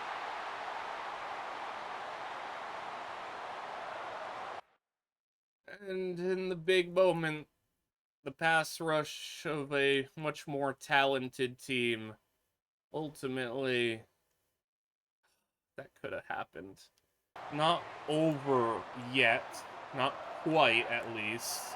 If we force a 3 and out and they don't get a field goal, we would have a chance, but it's still a lot to ask for, especially since their kicker probably can hit from mid-50s, and this would be a 58-yarder at this point in time now after a gain of 6.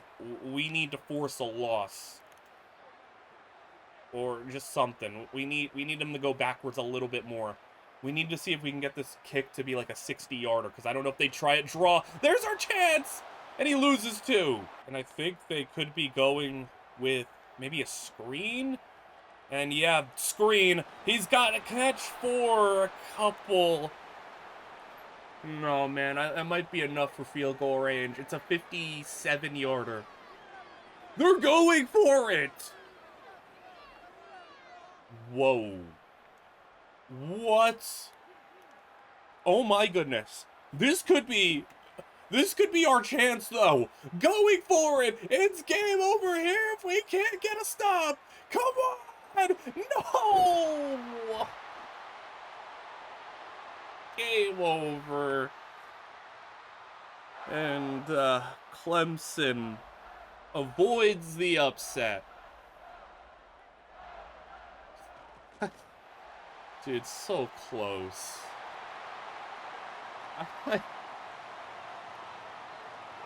We are really that type of frustrating team that is there aren't many more frustrating teams than the play to the level of your opponent team, where we could go out there and lose a 1-score game to Sacramento State and lose a 1-score game to Clemson.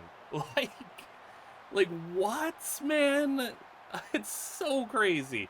Liner, all things considered, like, he's pretty. He'll have the same performance against Clemson that he does against Old Dominion or whoever else. LaDainian Martin was still able to have a pretty successful game, 5.4 carry. Bettis, another 5 catches for him. And then on defense, we had 2 sacks, and the interception from Colby Owens was an exciting one, but obviously we didn't expect to win. I'm just frustrated with the losses that we do have to some of these other teams. There is no excuse for us. We have to win the final 2 games. We have to win the final 2 games, not only to make a bowl game, but also just for the sake of improvement. Do we get some good news? Hey, somebody's got to watch that Clemson game and say, like, hey, this team could be good. Maybe they just need me to help them out. Hard commit. We got one of the right guards. Awesome. All right, cool. We got one of the right guards who's a gem. I'm being real. There is absolutely no reason why we can't come out here and demolish these next two opponents. UL Monroe is a 4-win team, and Coastal Carolina, last I checked, was like 1-7 or something. There's no reason why we can't come out here and just like, come on, let's have like follow up after that Clemson game. It's 14-0. There we go. Follow up after that Clemson game. It's got to give us some momentum, some sort of confidence. We just went out there against a ranked team and only had a one-score loss, 21-0. Maybe that loss to Clemson was something that could be like a kick up the butt for us and say like, hey, we could go out there and compete against anybody. It's 21-0. Do we even need to hop in here? 344 yards to 88. And it's first and goal. I'll play out the first and goal. Like, now let's go out there and have the results to back it up. Let's stop playing to the level of these lesser potential opponents. And the throw to Bettis is a touchdown. 28-0. Yeah, we're good. We are good. Let's get out of here with our 6th win of the season. And UL Monroe 35-0, 38-0, and an absolute dominant shutout of UL Monroe. That's what we want to see. That's a team that came to play, a motivated team, and Cole Liner with his best game of the season. 65 completion percentage, 4 touchdowns. And I think I feel a little bit more like vindicated. The more that I've stuck with him, I think the better that he has gotten. Like in terms of the completion percentage is steadily going up. And I think it's just gotten a little bit better. 4 touchdowns, no picks. Martin didn't even have like the craziest game. 4.2 a carries, one of his lowest on the season. 4 different pass catchers caught a touchdown. Bettis was the leading receiver. And only 1 sack, but 2 picks.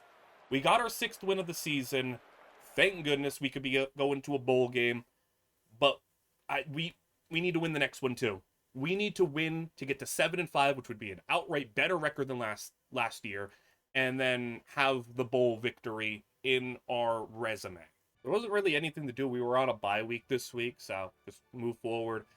There was nothing really to change with the recruiting points. Just kind of keep it how it is.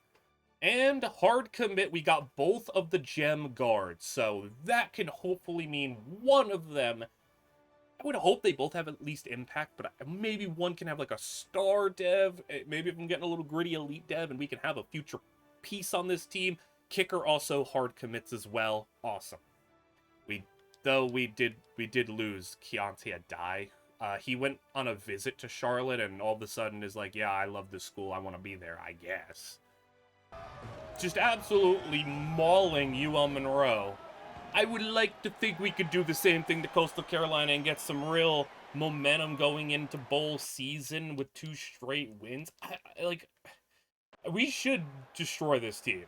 Like, I thought if there was going to be a 38-0 game, it'd be against them, not UL Monroe. I thought maybe they'd be a little bit closer, but 10-0, 13-0, 13-3. Okay, 3rd quarter, we're up by 10. Still comfortable. Defense is doing well until almost allowing a score on that drive. And then we get to 20-3. So, I mean, things will basically start off with a 4th and 7. We'll kind of hover in this game to see if it's worth kind of playing this one through. If Coastal Carolina can make it a bit closer. But with 4th and 7 hitting, and he'll scramble. Come on, get up on that. And he's close. Got it. If he were just a little bit more reactive, we would have stopped him. But if we can get to that 7-5 record, I would hope that would also mean a bit better of a bowl game for us as well. I want to play at least a competent team in a bowl game just to, test ourselves out, considering we were close to Clemson, beat Georgia Tech. If you put us out there against another, pretty competent Big 4 school, or Big 4 conference school, I should say, I would want to see how we match up against them as well. I don't really want to play like a MAC school. No disrespect to the MAC. But I want to play like a legit team that isn't going to be like a 60 overall in the bowl game. So, I mean, Coastal's at least moving the ball here. And they'll have a bubble screen out. And we'll get another 7. Also, I guess it'll be interesting to see where this defense ends up ranking throughout the season. Because there are a number of games where, not a lot of points allowed. As the read option is down for just 2. I don't know if they'd take a field goal if given the opportunity. Maybe they would. But 3rd down and 1. We'll send a man in motion. And right next to the quarterback, they'll go play action. Hand to the other back, and it's 4th and inches. They will go for it. I think that's fair to go for it when it's this. Dude, that is so close, man. Just make sure you stop the run. He's absolutely running the ball. Speed, option, pitch, out, stopped in the backfield. So Leacock's back this week at wide receiver. He's out there. I mean, obviously nice to have, I'd say, our 2nd best receiver back out there. And we tried to give him the ball. What are you doing? Interception. I don't even have an answer for that one. I mean, he's thrown not like a crazy amount of interceptions, but he's had his occasional questionable one. This is also a really good catch by a linebacker. I don't know what you're throwing at, though. That was just all over him. So we've given Coastal basically a 4th down conversion, a do-over, scrambling, get on him. He's got the 1st, and it's goal to go at the 6. The contain's out there. Let's just try to see if we can hold him in the pocket. His 1st and goal, blitz in, and he's down, right back at the 17. Get a little Keelan Butler pass rush action. And now they got goal to go from the 17. Direct snap to the back, just trying to get some of those yards back. They got 5. Now 3rd down and 12. Now I wonder if it's not so close, if it's an incomplete pass here, would they take a field goal? Play action. And pressure and sack, fumble, quickly jumped on by Coastal Carolina, and they're going to go for it. I get it, but man, 4th and goal from the 23? I think I'd kick here. You need a field goal at some point, and I don't know if I trust a 4th and goal from the 23. He'll put it up for the end zone, though. 1-on-1, and it's a touchdown. I guess don't listen to me. I don't know what I'm talking about. And the extra point is blocked. We just blocked an extra point. I was not ready for that. Bolton. Hey, good job. Let's try not to immediately throw an interception. I mean, we're not going to do it on this play at least, because it'll be a LaDainian and Martin handoff. And Martin, I mean, I almost worry if LaDainian is going to say, like, him and Bettis are the ones where it's like, man, they're maybe even just too good to be here. Like, they could feasibly go to another school. At least Martin's not that high of an overall, so maybe he'll stay. But I am worried a lot about Bettis. Like, you don't know how badly I want Bettis to stay on this team. As we'll have a little throw to Bettis. It's not the best throw. He's got to reach around, and we 4th down. A quick 3 and out. With 3:30 to go. It's an 11-point game. I mean, we're not doing much on offense. We've ran only 4 offensive plays, and I mean, 1 was an interception. So Coastal's got a lot of time on their side to have the ball.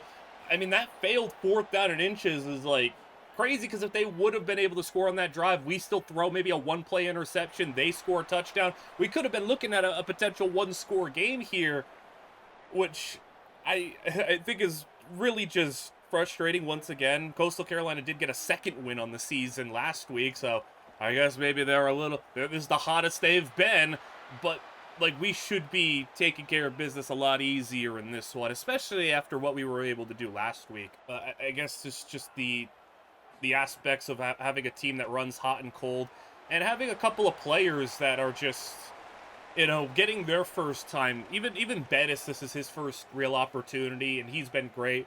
LaDainian Martin, his first time as a starting running back. Leinart, first time as a starting quarterback. A lot of these offensive linemen, their first time getting the start. So there is just growing pains, but that's what makes having, like, continuity on your team great. That's what makes maybe going through the transfer portal a little bit more difficult, because there are a lot of guys who are going to be seniors on this team that showed up for a year, played fine, and then they're going to leave before we even get to really build things with them. They're taking another shot to the end zone, and it's going to be incomplete. I guess the hope now for, like, the next transfer portal is to try to see if I can find maybe a little bit more of an underclassman. He's going to roll, and where is he going?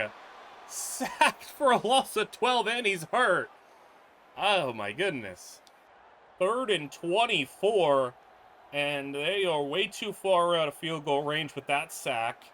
So they need something here from their backup quarterback who's going to take a shot downfield, and he has it. And the hand run is not going to get them anything. They'll lose 2. Might get another play before the 2-minute warning. I think they will. So at the 14-yard line, 2nd and 12. I don't know if they're back. Oh, well, I was going to say, can their backup run? Yes, he can. Slides down at the line. It's going to be close, so they give it to him. No, the 3rd and inches is the call. 3rd down and inches from the 2. Could be a run. It will be. And it will be a touchdown. Coastal Carolina. Do not let them come back in this game, man. Oh, my goodness. Just, you see the good and the bad of this team. And on the throw, on the 2-point conversion, not going to go their way. No onside kick coming from them. They went 11 plays, 70 yards in a minute and a half. That is not good from the defense. Return on the kick. Can we just please get 2 first downs and end this? I do not want to have to stress about a potential Coastal Carolina game-winning drive. Please, man. Do not do this. Get LaDainian Martin the ball and let him go to work. Martin inside and got a decent one. I'll take 5. They'll give him 6. One of our rare under center formation plays, and getting to see what we do here with a 2nd and 4, 1st down, almost completely ends it, and he does get the 1st down. Stays on his feet. So now we can run the clock down to about 20 seconds or get another 1st to end it entirely. I made a mistake. I called the play. I hope they don't snap the ball, please. No, man, why did you snap the ball? That's okay, man. Well, we gave him an extra 15 seconds. But, if we blow a game like this, 35 seconds to go, then maybe we just deserve it. He'll have it at the 20. And return to the 22. And we were able to stop that 2-point conversion, which is huge, so they need to go a full 78 yards rather than the, 45, 50 yards that they would have maybe needed. And now a sack. Okay, we might be putting this one to bed. Hey, play back. Just, why is it giving me it gave me the option to max protect there for a second. 14 seconds to go. Needing now 89 yards. He'll throw on the run, deep ball. Oh my God, he caught that with 6 seconds to play at the 46. Are they going to get a spike off? Or they might get the, no, they're not even going to spike. I'll burn the time. They're going to get the snap off. I'm going to burn the timeout to get the prevent defense out there. Okay, they were going to get that snap off. That's fine. I'd rather have the prevent defense out there and not risk something going drastically wrong, because we only had a single high safety for that play. I want the full thing back there. All right, Hail Mary. Please do not blow this. It's short of the end zone, way short and incomplete. That was way more difficult than it needed to be, but we got to 7 wins on the season, which is better than last year. LaDainian Martin goes for 2 touchdowns. Not a crazy yards per carry, but still, we'll take it from LaDainian, having another very solid game for us.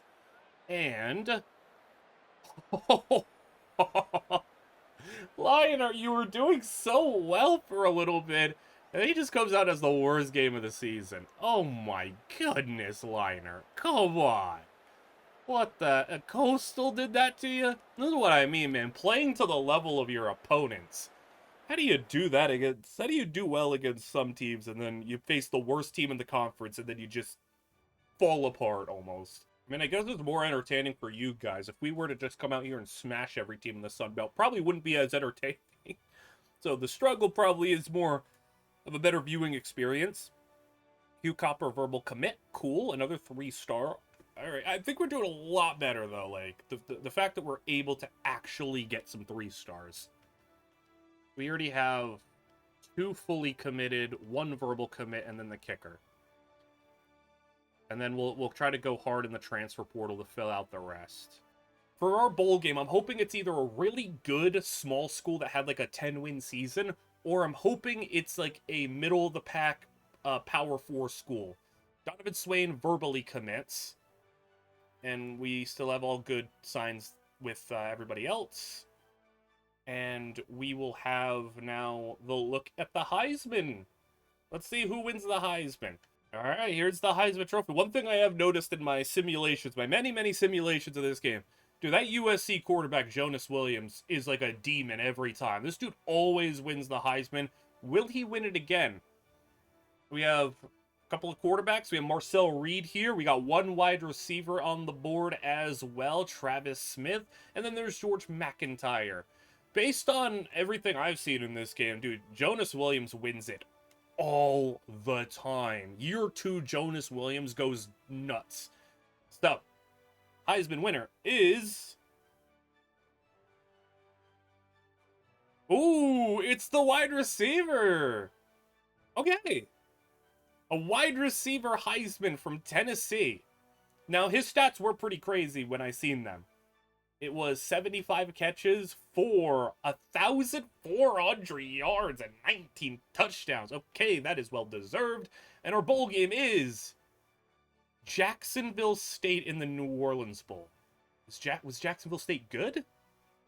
Did they, like, I'm hoping they won like 9 games or something. My contract has been renewed. I'm hoping they were like up there. They were a 7-win team just like us. Okay.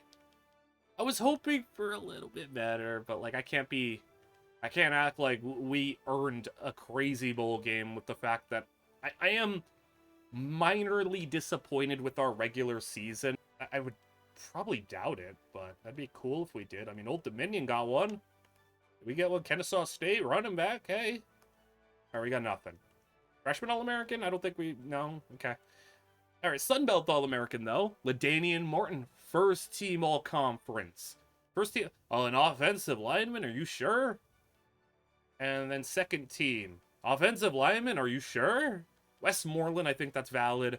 Mullings, cool. Tony Tripp, I noticed him having some nice moments during the season.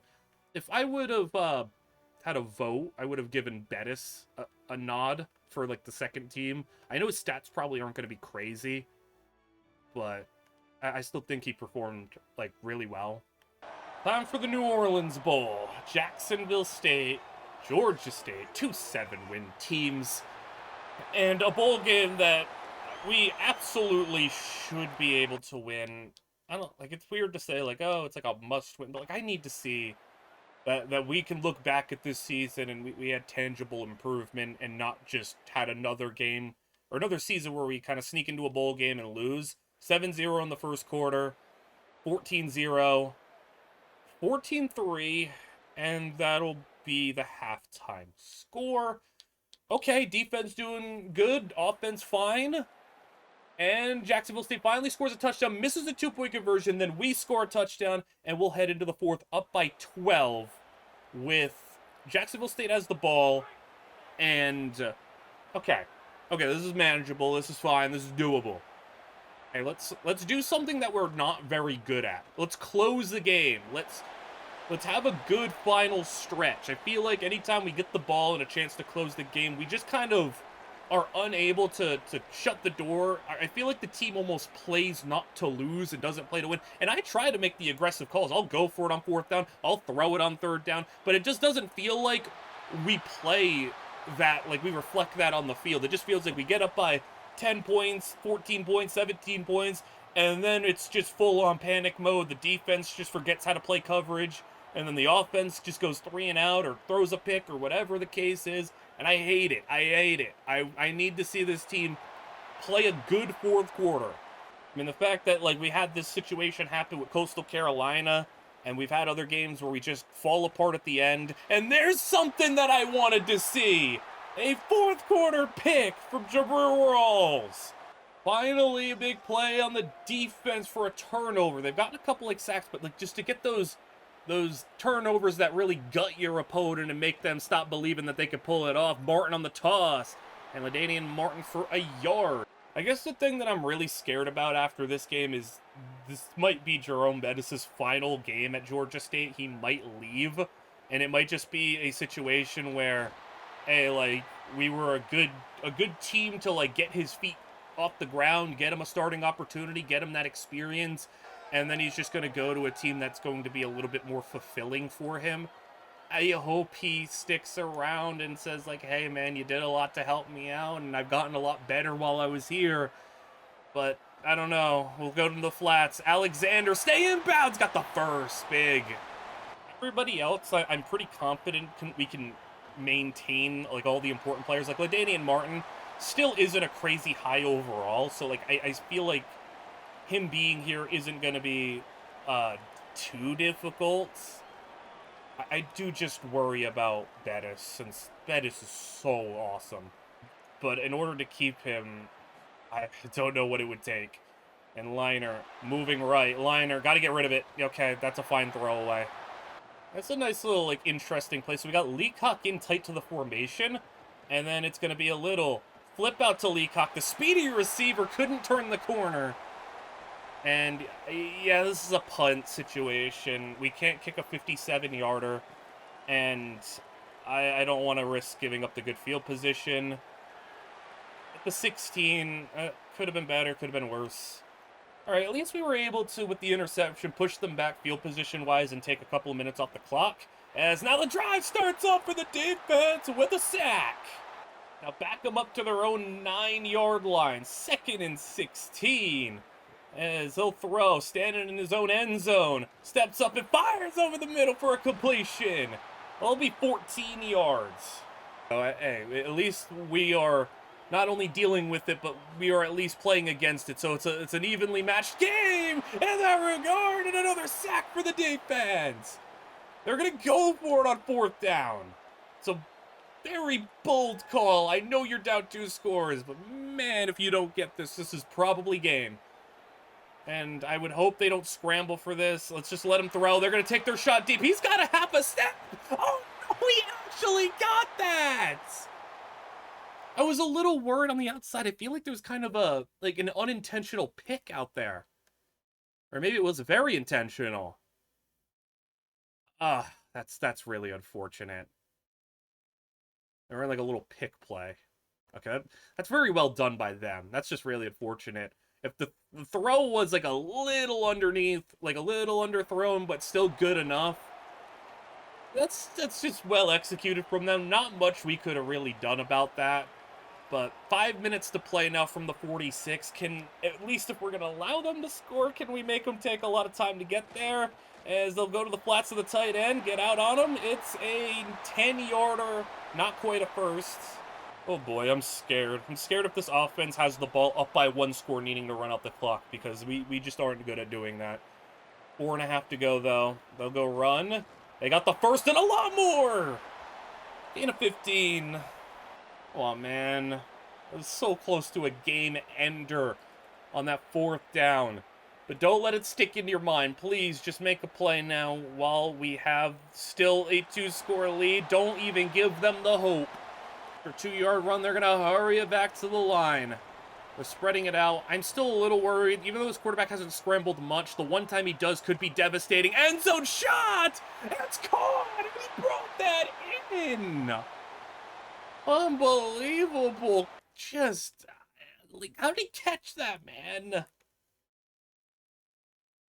It's a good throw. I mean, we hit him.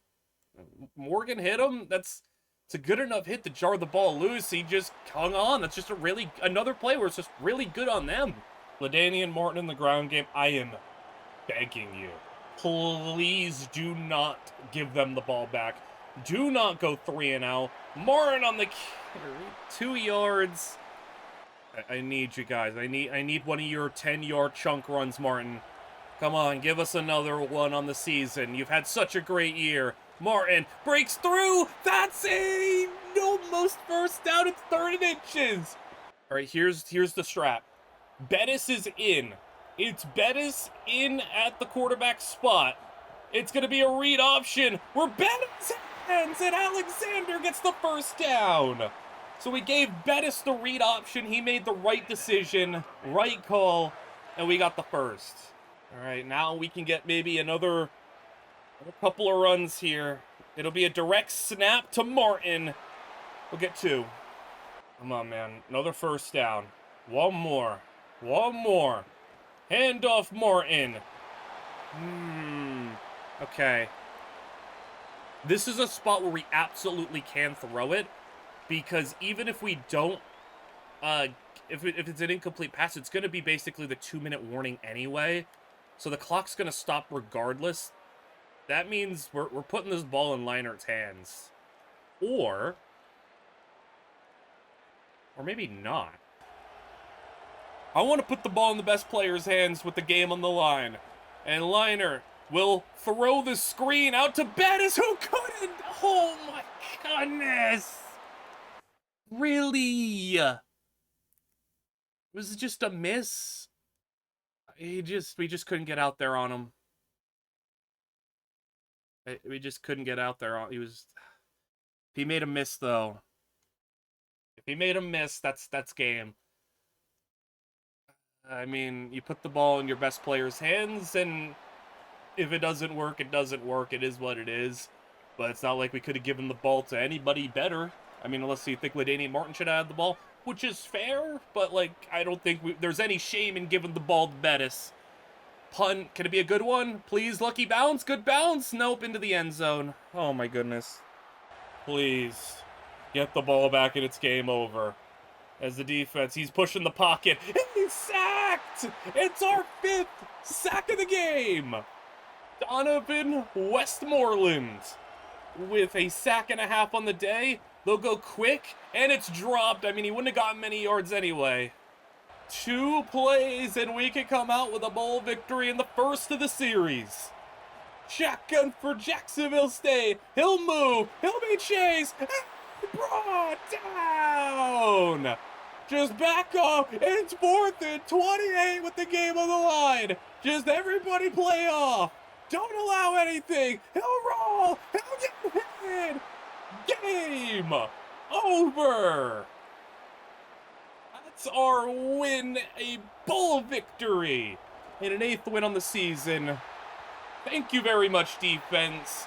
I have a lot of credit for you. How you played out that 4th quarter. You might have let them score, but the plays that they scored, the 2 big plays in that 4th quarter they allowed, hard to be too harsh on the defense for those 2 plays.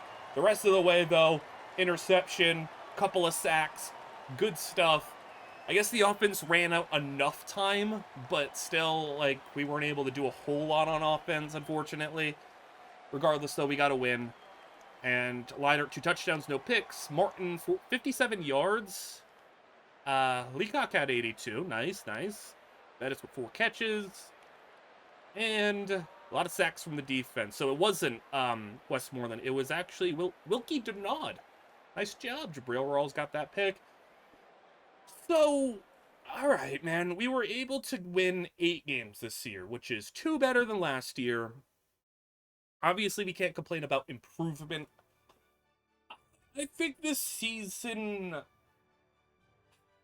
a lot left on the table, but a lot of good, a lot of frustrating. I go back to some of these other games, though, like the Sacramento State game.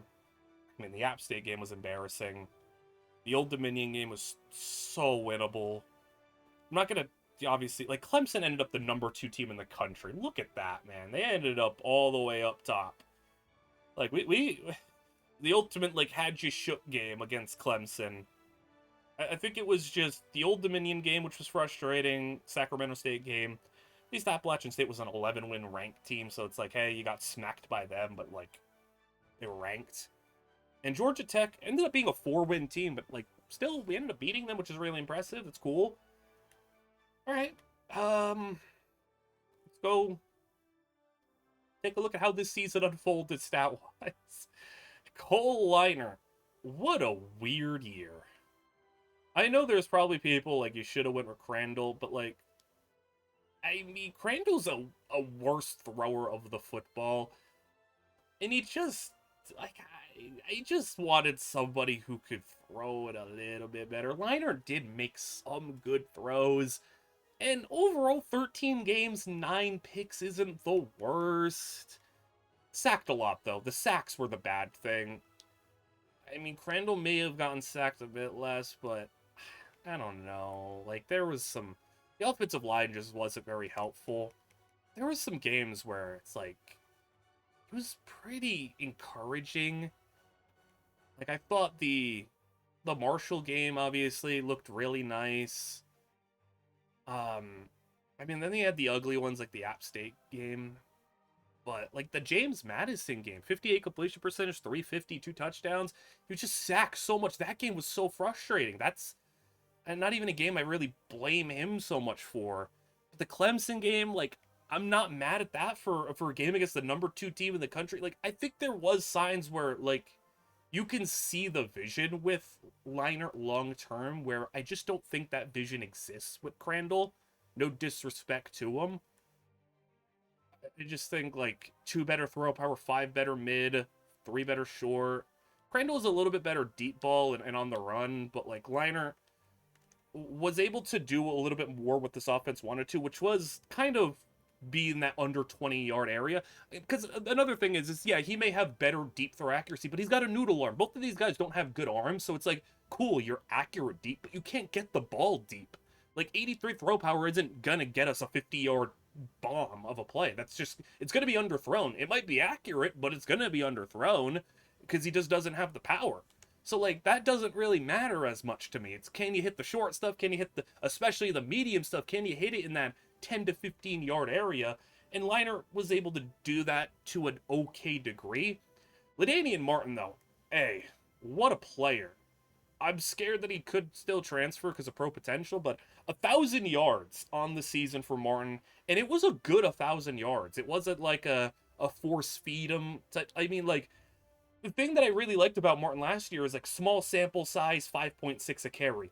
We quadrupled the sample size, and it was still 5.6 a carry, and he still had big runs. That is like everything we could have asked for, really. And he had 4 100-yard games, had his biggest game in our big win on the road against an ACC opponent.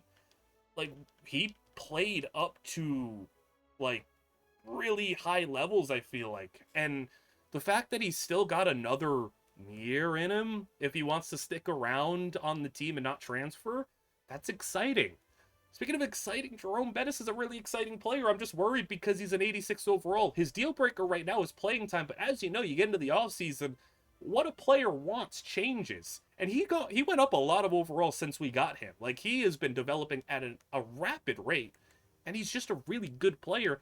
And if we were able to, be in a situation where we could get him the ball even more, I mean, I have no doubt that if Bettis were to stay here for another season, he could be an 1,000-yard receiver for us, no problem. Turner was fine as a that bigger body outside receiver. Didn't make a lot of big plays when we were watching. Did have an 82-yarder when we were simming. Jelani Thurman, I was really happy with the tight ends. I know their production isn't crazy, but like when we went 2 tight ends, it looked good. Like it was pretty good for us. And Thurman, I would have liked for him to get more targets like when we were simming, but I can't control that aspect of it too much. I could switch up the playbooks a little bit, but like I can only control so much. Leacock unfortunately was injured for a little bit, but made some nice plays throughout the season. McGee stepped in, was fine when he had to play. Hollier was fine when he had to play. And then we go to the defense. Actually, well, we can shame this offensive line a little bit if we want to. Like we played a lot of guys, and I do think the offensive line got maybe a little bit better when we made the subs. We benched 2 guys. Still though not great. Sacks, we still didn't have like a crazy amount of like high level sack guys, but Alex Mullins getting 9 at defensive tackles really impressive, and getting 19 tackles for loss, definitely an interesting player for us. Again, if he wants to stick around, the deal breaker is a worry. Interceptions, Jabril Rawls had 4, he'll be on his way out, and then a couple of guys at 1 and 2. I mean, there was some really encouraging signs though. TCU by 1. We've been awarded 175 points. So did we go up? Did we go up to 1 star as a team? Come on, 1 star. And 1.5. Okay, 1.5 stars. Okay, I wasn't expecting a full star jump. Awesome. Okay, that's really good. And we'll now have how much cumulatively? 795. Good. 795. We have a lot allocated into staff because like I'm getting paid that. I can't really do anything about that, I'm pretty sure. I can't take a pay cut. Facilities, I don't really think we can. I don't think we're upgrading facilities yet, are we? Yeah, 450. We can't do that. Roster NIL, we'll have to configure some things because I know that that's going to be a bit of an issue. All right, let's get into the fun stuff. How bad is it going to be for Jerome Bettis? Playing time is expected, and I can't keep him. I can't keep him. No, I can't keep him. He's too expensive. He's too good. It's the curse of improvement. Too good, man. These guys, these are 2-star quarterbacks that are. I don't know, man. I don't know. Are either of them like worthy of? I can't look at their player profile here. Like, are either of them worthy of 5? But probably not. They're 50 overalls. Like, I think we just keep Liner. Crandall wants more, despite. You know what? Hey, Crandall, you can leave. I'm not paying you 35. Like, he wants more than that to stay. In order for Crandall to stay, he wants like 60. I'm not paying you 60 as a backup quarterback. And even if you think he should be the starter, is he worth that much? I don't think so. Hey, look at LaDainian Martin. What a demon. He'll stay. Dukes, we got him in the portal. Did he even do much of it? He had 6 carries for 2 yards. Yeah, I'm not paying you. Jalen Poe, he was okay. I'm not really, like, eager to keep Poe. Especially if I could maybe just throw, like... Wait. Wait, what? Wait, what's the... Deal breaker invalid? We can keep Waiters, Martin, and then find a backup in the portal that could probably be just as good as Alexander. And then we can let Poe walk. Dukes didn't do anything. He's not worth that. That hurts. Avery can stay for 10. What did he even? He didn't even catch a ball this season. Yeah, you're not getting anything. Tyson Turner can get 10. That's fine. Sage Reynolds, gadget freshman. Not really interested in keeping him. Didn't really do anything, so. This hurts, man. That hurts so much. All right, well, Hollier, I think, is important to keep. 30, I think he's worth that. For sure, I think he's worth that.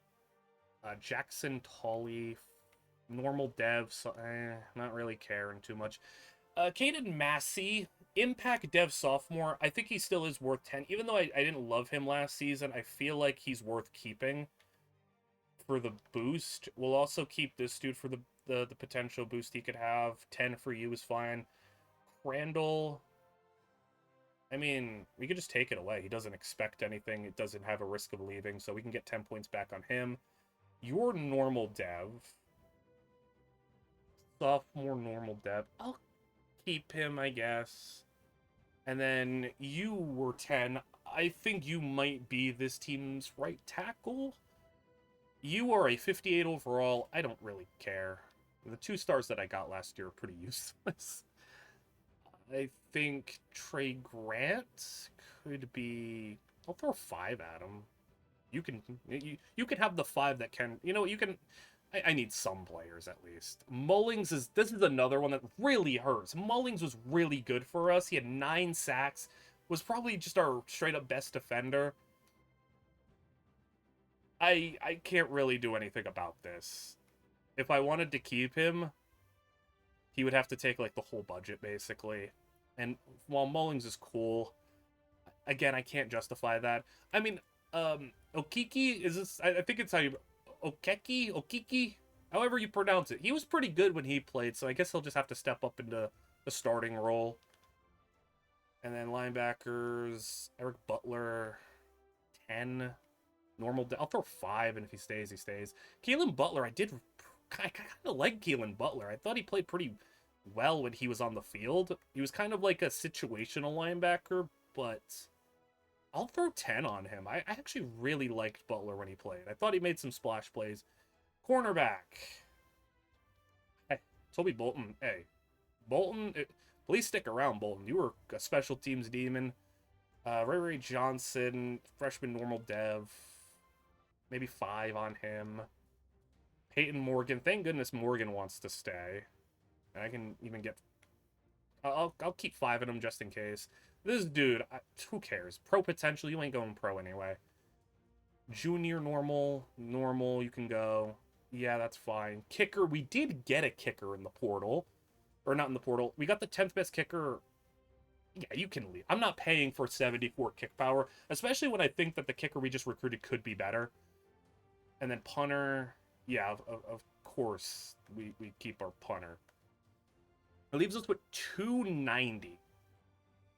Or 255 unspent as of right now. And these are the players that would most likely leave. This just hurts, though. Like, Bettis is going to be so good. And yeah, even if we launched our whole budget that we currently have left on him, it wouldn't be enough to even give us a chance. Oh, that really stinks. But that's the curse of being a low-level school at this point in time. You know, you develop a player, he becomes good, and he's like, you know what? I think I'm ready to take the next step up and be on a good school.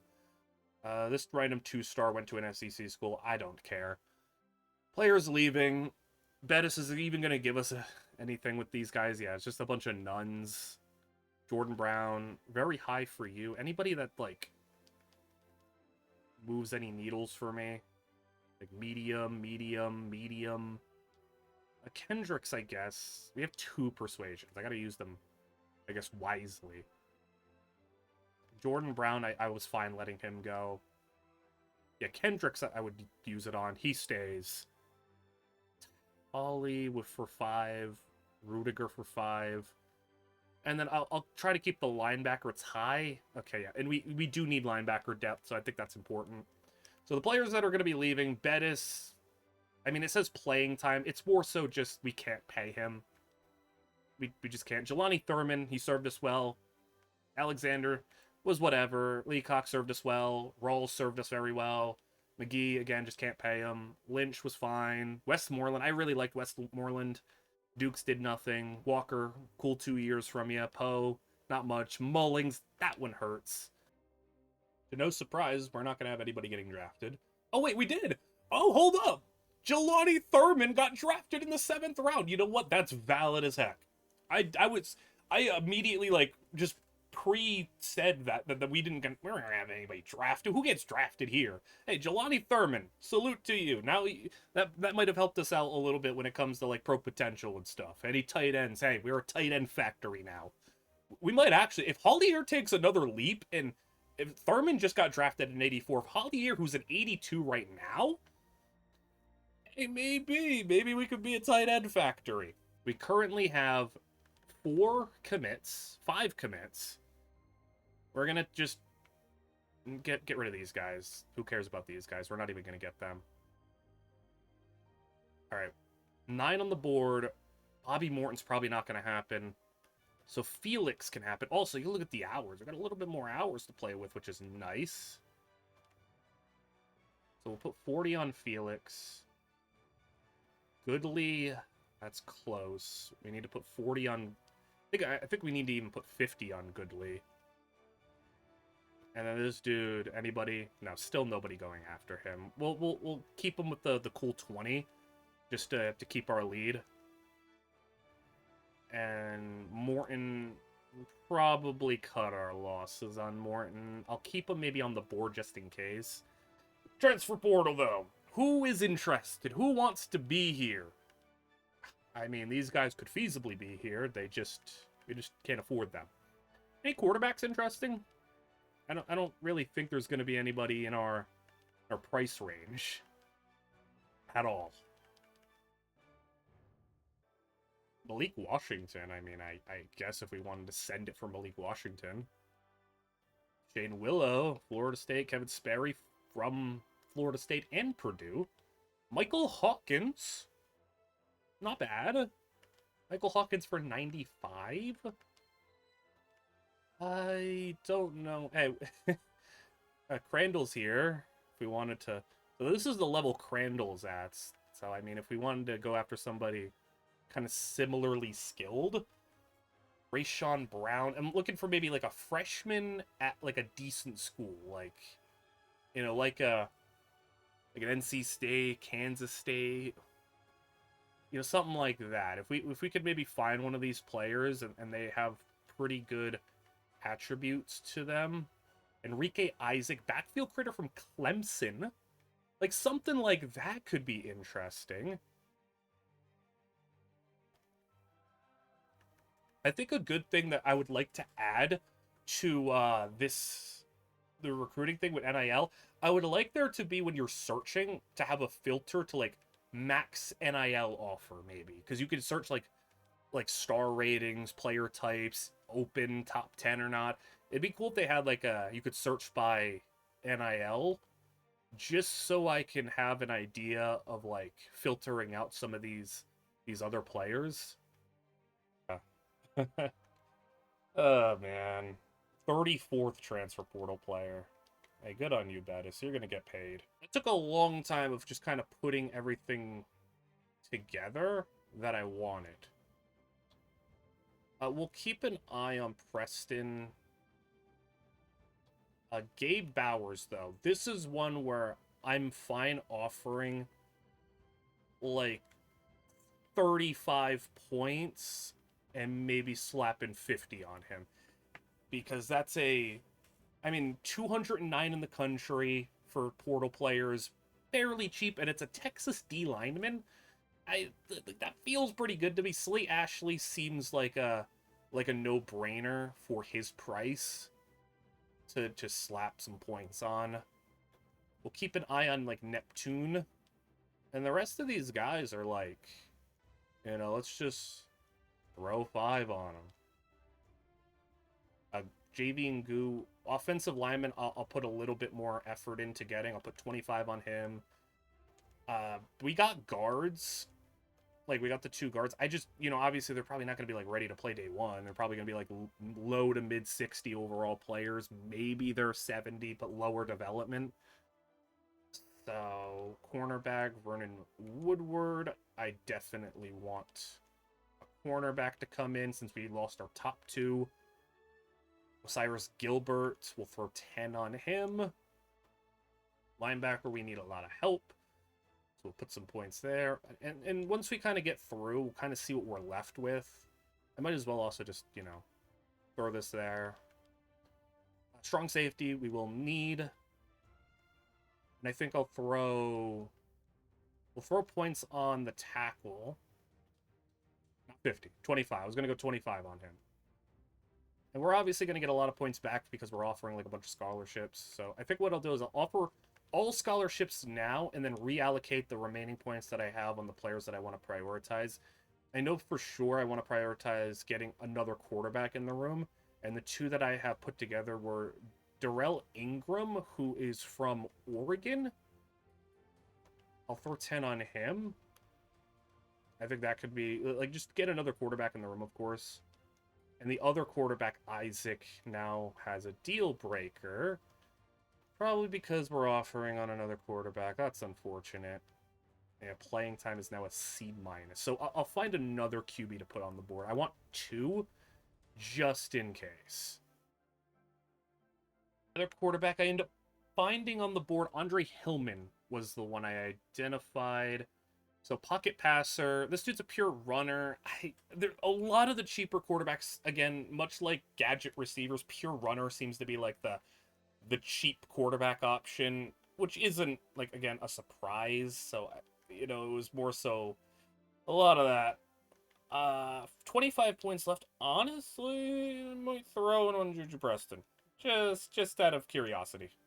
Obviously not going to show you all of it, but, like, I spent a lot of time looking through the board, just kind of seeing what I wanted to do. And hopefully we can end up putting things nicely together. So Preston, okay, yeah, that's not gonna happen. That's fine, is what it is. This dude is very doable. Very, very doable. Our cell is really good. Playtime, playstyle, campus lifestyle. We gotta get this dude.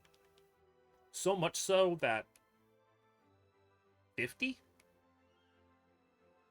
I mean, we couldn't pay like 120 something for Mullings, but 50 for Gabe Bowers seems like we can do that. I think that may be like our bigger spend. Neptune. I think so. We'll throw 25 into Neptune. And this dude's Southern. We'll throw 10 into him. Good. 25. He's kind of being targeted right now. I'll hold on for another week on him. I think I'll even throw 40. I'll give it like one maybe good effort on him and see how that goes. Trey Boyd seems potentially gettable. Weiss, Kentucky. Gettable. I'll go 20 on him. Woodward. Vanderbilt. And our cells are not ideal. Yeah, some of these guys I don't know about. I'll give them a try since we do have just a little bit more points to play with this season. So we can maybe hold on a little bit longer on some of them. But I don't know. I'm not gonna... Nate? Oh. Gilbert. I'd actually kind of like... I really think we need like one or two of these corners. So if Navy is what we're fighting against, I'll fight Navy on them. Linebacker's not gonna happen. This safety could definitely happen. That can happen. That can happen. Rice? I'll fight Rice. I'll fight some of these schools. And then Anderson. We'll put 20? 20 on him. Our pitchers are really good for him. I think we should be able to get Devontae Anderson. Oh, this is stupid because I don't think it'll work. But what if? Like, what if nobody goes after Jerome Bettis and we're able to sneak through and get him back? Come on, if nobody really wants you, you could come home. Okay, I think of all the other receivers that I'm looking at that I've kind of, overlooked, this dude got too cool of a name for me not to target. DeBron Gatling. What a name. Yeah, we need that on our team. I also put Al France, a quarterback who is the number 29 portal quarterback, freshman off of Georgia. Maybe, again, will be overlooked. I think it's worth, taking a little swing on some of those guys. Maybe we should even pull back on some of these other dudes that we're less confident in. But like I said, I was going to give it one more week on some of them, just in case. And, if we miss out on a potential, whatever player, and we did that just for the sake of trying to see if we could target somebody big, fine. Is anybody going to offer on Bettis, though? Oh, no. Louisville. Ew. Why do you want to go to Louisville? No disrespect to Louisville. Come on. Come on, man. France is actually not looking so bad, though. Powers, no, come on, please, man. Our pitchers are so good. Our pitchers are so good. I'm giving you a max scholarship. You gotta come here. Slate Ashley looks really good for us, though. I think that is super doable. And maybe we should offer Neptune? I think we could maybe offer Neptune a basic scholarship. Right? Like, I think we can do that. Just like a decent little spend there. We still have 30 left, and he's going to be a one-year player, so that money will be, it's not like this where like 50 is a pretty decent investment for a player that's a freshman. This is a guy who's going to be a senior, so like, it's not so bad. If we don't get him, it's fine. We're not going to get JV and Goo. That's unfortunate, is what it is. Trey Boyd, now North Dakota State. I can fight that. That's okay. Weiss. Our bar is bigger than Kentucky. I think he also is a pretty important fallback just in case we don't get the top D tackle. I think 40 can do it. Again, I think this is when 40 can do it if we can free that up. 25. Yeah, we're looking good here. Our bar is definitely good. I think, again, 40 can do it on this dude. And then safety, good, good. We should probably put some points on this guy. Well, we're not getting... Man, Rice going crazy. We're not getting this dude. We are not getting this dude. We're in front on this quarterback, in front on this quarterback. Climbing with the scholarships on these guys. I would like to get you. Just throw 10. Running back climbing. Tight end climbing. Man, Goodley's not going to happen. All right, we got 40 now. Better to fill out those spots with somebody. But I would like... There's McLeod, and then there's this dude. This dude does seem like he could be a useful player for us. All right. Can we get some commit, something? All right. All right. Hard commit. Okay, Bowers. That could be big for us. I'm hoping he's really good. Goodley and Weiss committed to other schools. It is unfortunate, but, you know, fine. I have no clue what happened here. Bettis has locked us out due to playtime. Now, why do you... What? Playtime. You're number one receiver. You're my guy. What do you mean playtime? You're gonna play if you're here. But, sure, Alfred's still nobody going after him. I mean... If I can snipe him... Like, if you want an opportunity to play, here's your chance. Bowers, cool. Ashley, cool. Neptune, we have jumped to number 1, so we could get a decent receiver.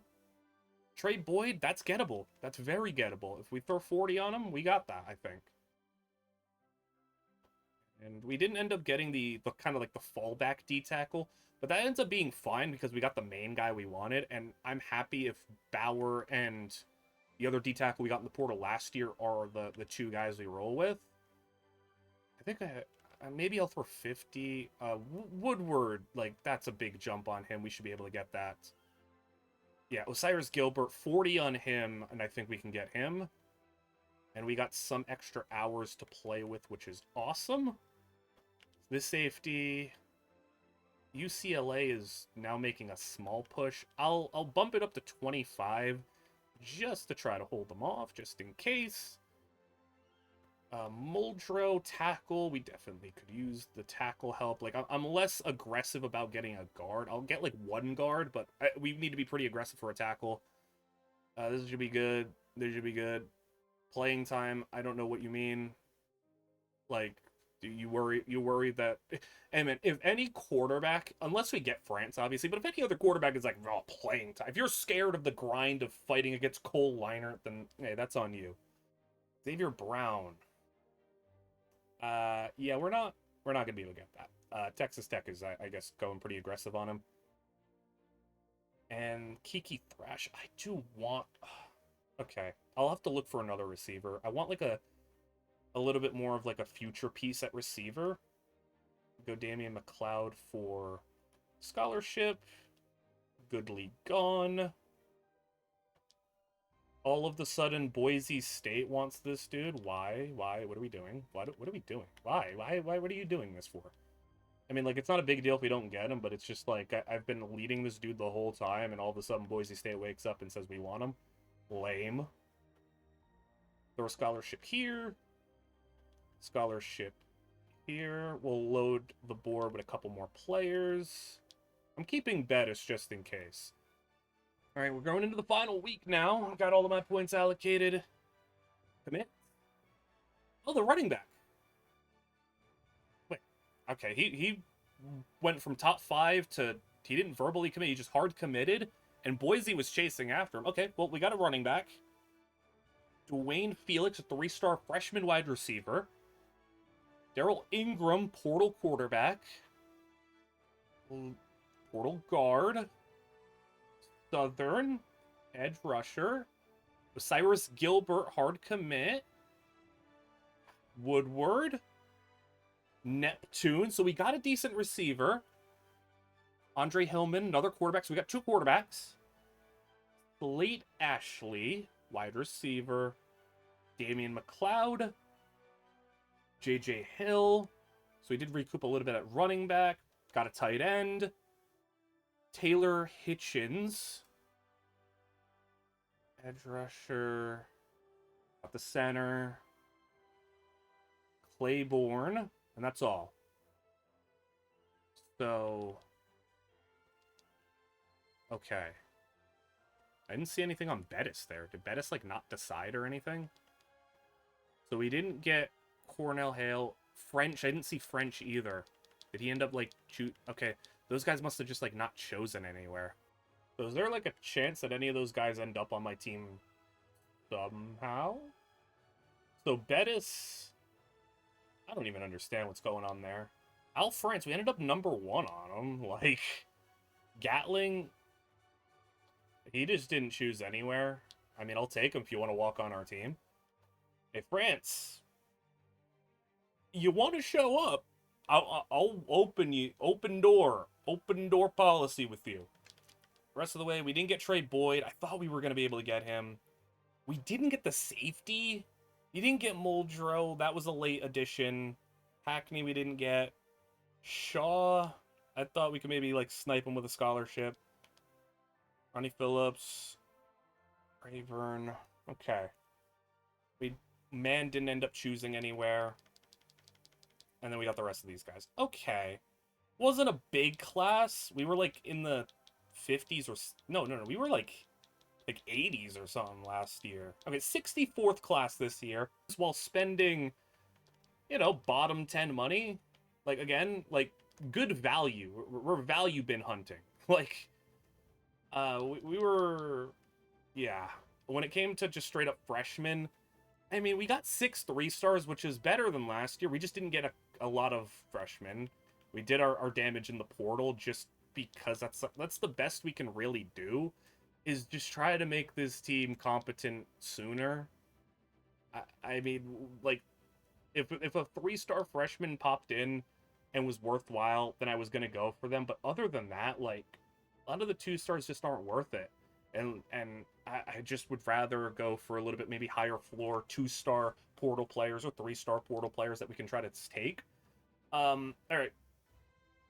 Development. The gems for the 3-stars are going to be important. Let's see. Impact for the tight end. Cool. Normal for Felix.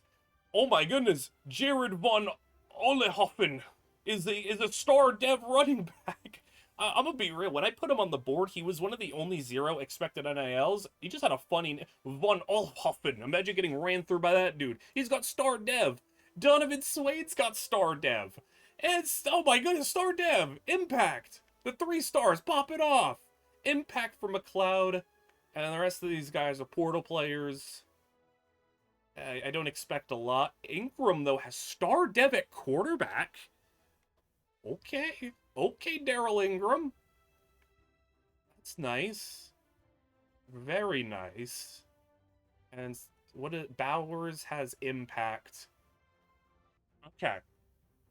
I'm a little disappointed that, like, Bettis is gone still, but we got some nice dev traits. That, like, even if the quantity isn't as much there, like, the quality, we got better dev traits, and that is huge for us. So, here's Daryl Ingram. Star dev. This was the dude who Oregon grabbed. So I have to imagine he was maybe like a high 3-star player. And because he was at Oregon, he's just not going to get a lot of time. He's got 85 throw power. His accuracy isn't good. Even the throw on the run isn't that good. But with star development, we're going to see if he could take a leap here. And I'd rather have this dude than Crandall. Especially, like, we could have kept Crandall for like 60. Or get Daryl Ingram for 10. And Hillman for another 10. Like, that's just, I think, better. Athletes, though, we got 2 stars. Both of them are projected running backs. Von Olhoffen is 81 speed. So I don't know if I want to put him at running back. Can he play something else? Because he doesn't have great running back stats, I feel like. What else can you do? Speed rusher? No. 71 man? Safety? You can go safety, maybe? 46 awareness. I mean, he's maybe too slow to be a corner. I don't know. He's a little slow for a lot of positions. And then he's a little small for others. So he's a weird player. I could maybe put him at corner. I know it's a little slow for a corner, but, like, he's going to be slow no matter where he goes. But I do think there could be something for him there. Maybe safety. Maybe, like, a nickel. Maybe he can play nickel. I mean, obviously not this year, but, like, long term? What's his zone? The tackling? 68 tackling? That's pretty in line with the other corners. 75 press? I mean, he's actually got, like, the second highest press on the team. 80 jumping? I think corner's the move, because we're going to put Swain at running back, I'm pretty sure. Unless he's crazy at something else, which... No, he can't cover man-to-man. Yeah, he's a running back. He can catch a bit. Like, he could maybe play wide receiver, but Donovan Swain's a running back. That's pretty easy. Let's look at the training results, though. We need big leaps. Daryl Ingram. Yeah, that's what I was thinking could happen. Ingram's got the star development. Also, hey, Trayvon Sullivan, credit to you and your normal dev for taking a +8. But Ingram now puts himself in an interesting position to potentially be this team's quarterback. I don't know what I want to do here. Because now he's, like, better than Crandall. Because Crandall, again, 83 throw power. 87 is a pretty decent jump up. And he has, like, capable throw short. His throw short's the same as Liner. Throw mid, no, but on the run, it's okay. Under pressure, like, I don't know. I guess it would make more sense maybe to start the guy who's got the better development and who's younger. But you could also start the guy who just started last year and you know, got a little bit better. His overall didn't really go up, though. That's kind of the issue. Like, I feel like if Leinert's overall took a bigger leap, but he only upgraded his throw power by 2, which is still cool, but not amazing. LaDainian Martin, I would have liked to see a dev trade upgrade and a bigger leap, but 80 over, he's still going to be nice for us. Jacquez Waiters, +1. I think, does he have a potential as, like, a return man for us? Something? I want to get a usage of these, like, 2-star players. Like, I don't want them to all be useless. Wide receiver, Derek Avery. Neptune, only a +1. I would have liked a little bit better. Turner. Okay, we have like a pretty well-rounded receiving core. It's just we just don't have that guy anymore like Bettis was. It's not a bad receiving core, though. It's not that much worse. Grant Hollier, 84 overall. Well, I mean, we just had a guy in Jelani Thurman get drafted at an 84. Grant Hollier, you maybe go up another overall during your senior season. You could find yourself going to the NFL. Caden Massey takes a +2. So Robinson takes a +2. Cantwell and Amos. Who would start? Cantwell, he's got the lead block, I guess. Better stamina. Care about that? Huh. I don't know. Maybe I'll, like, favor Cantwell just because I recruited him as, like, a freshman. Or we can maybe kick one of these other guys inside. Kester, no gain. And Maskful, only a +1. I was hoping for a little bit more. +1, +2, +1, +2. +3 for Okiki, or Okik. Okek. Hey, someone help me out there. Bowers +2. All right, D-tackle room's looking really good. Linebacker Tripp. Tripp, I think when we first started Tripp, he was like in the high 60s. And throughout his year, and now with the development, he's up to a 76, which is awesome. And then Keelan Butler, I'm excited to see what he can do with a bigger opportunity. Cornerback, that is very much needed. Osiris Gilbert, +7. Vernon Woodward a +6. We now have 2 decent corners again, and McCrary can go back to playing the nickel. That's good. Toby Bolton, hey, you should have taken a bigger leap. But you're still going to be our special teams ace. Peyton Morgan, only a +1, but it is speed. And then +0 here. Kicking, nothing. Punting. Hey, better punter. That's the roster. I would say overall it's a bit similar, but I do think this team has at least high-end talent-wise it's similar, but I do think the team is a little bit deeper. Like with competent usable players. And maybe we have a new quarterback. Yeah, like we stayed the same overall wise. So, did anybody join us? Anybody change their minds? I don't think so. All right, I want to see, where did Bettis and crew go? Where did Bettis go? Where did French go? Where did Gatling go? Like, some of these guys who just didn't make a decision, did they disappear? I hope Bettis didn't disappear. I hope he went somewhere. That would have been disappointing if he just doesn't exist anymore.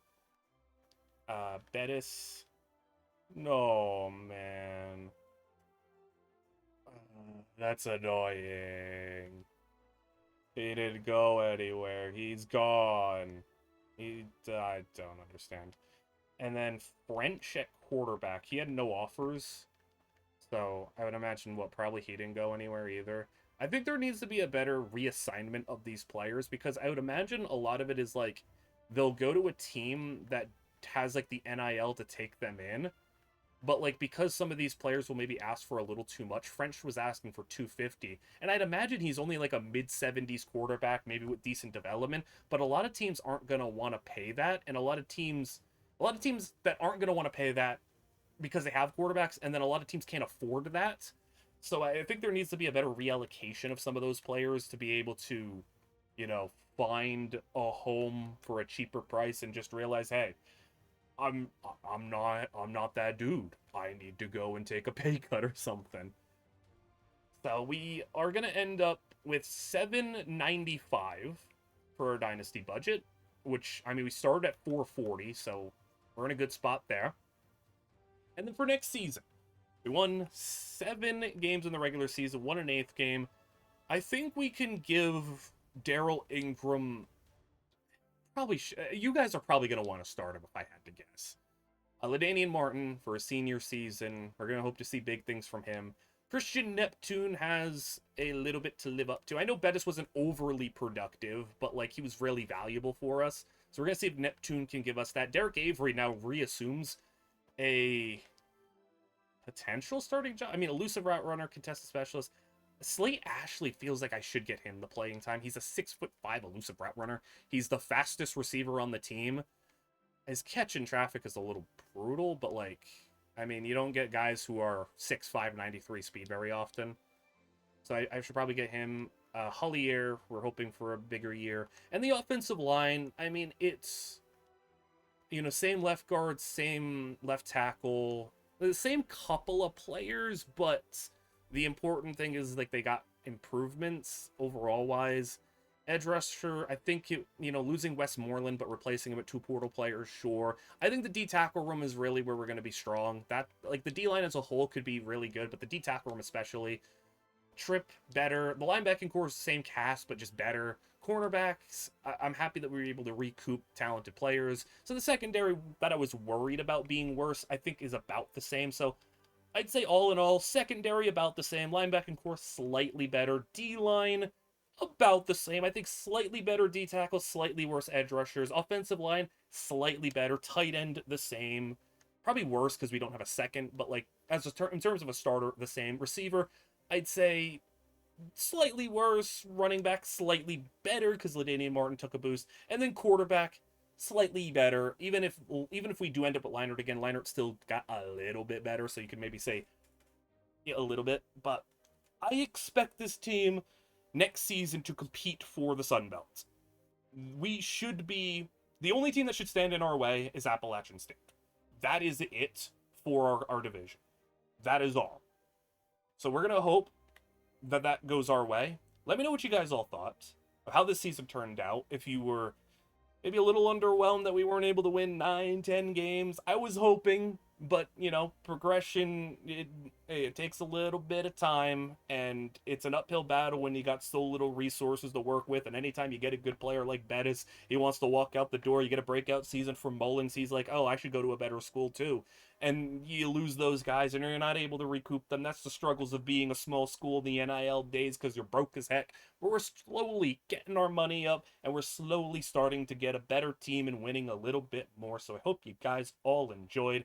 Like and subscribe, and I'll see you guys all for season 3 in the next one.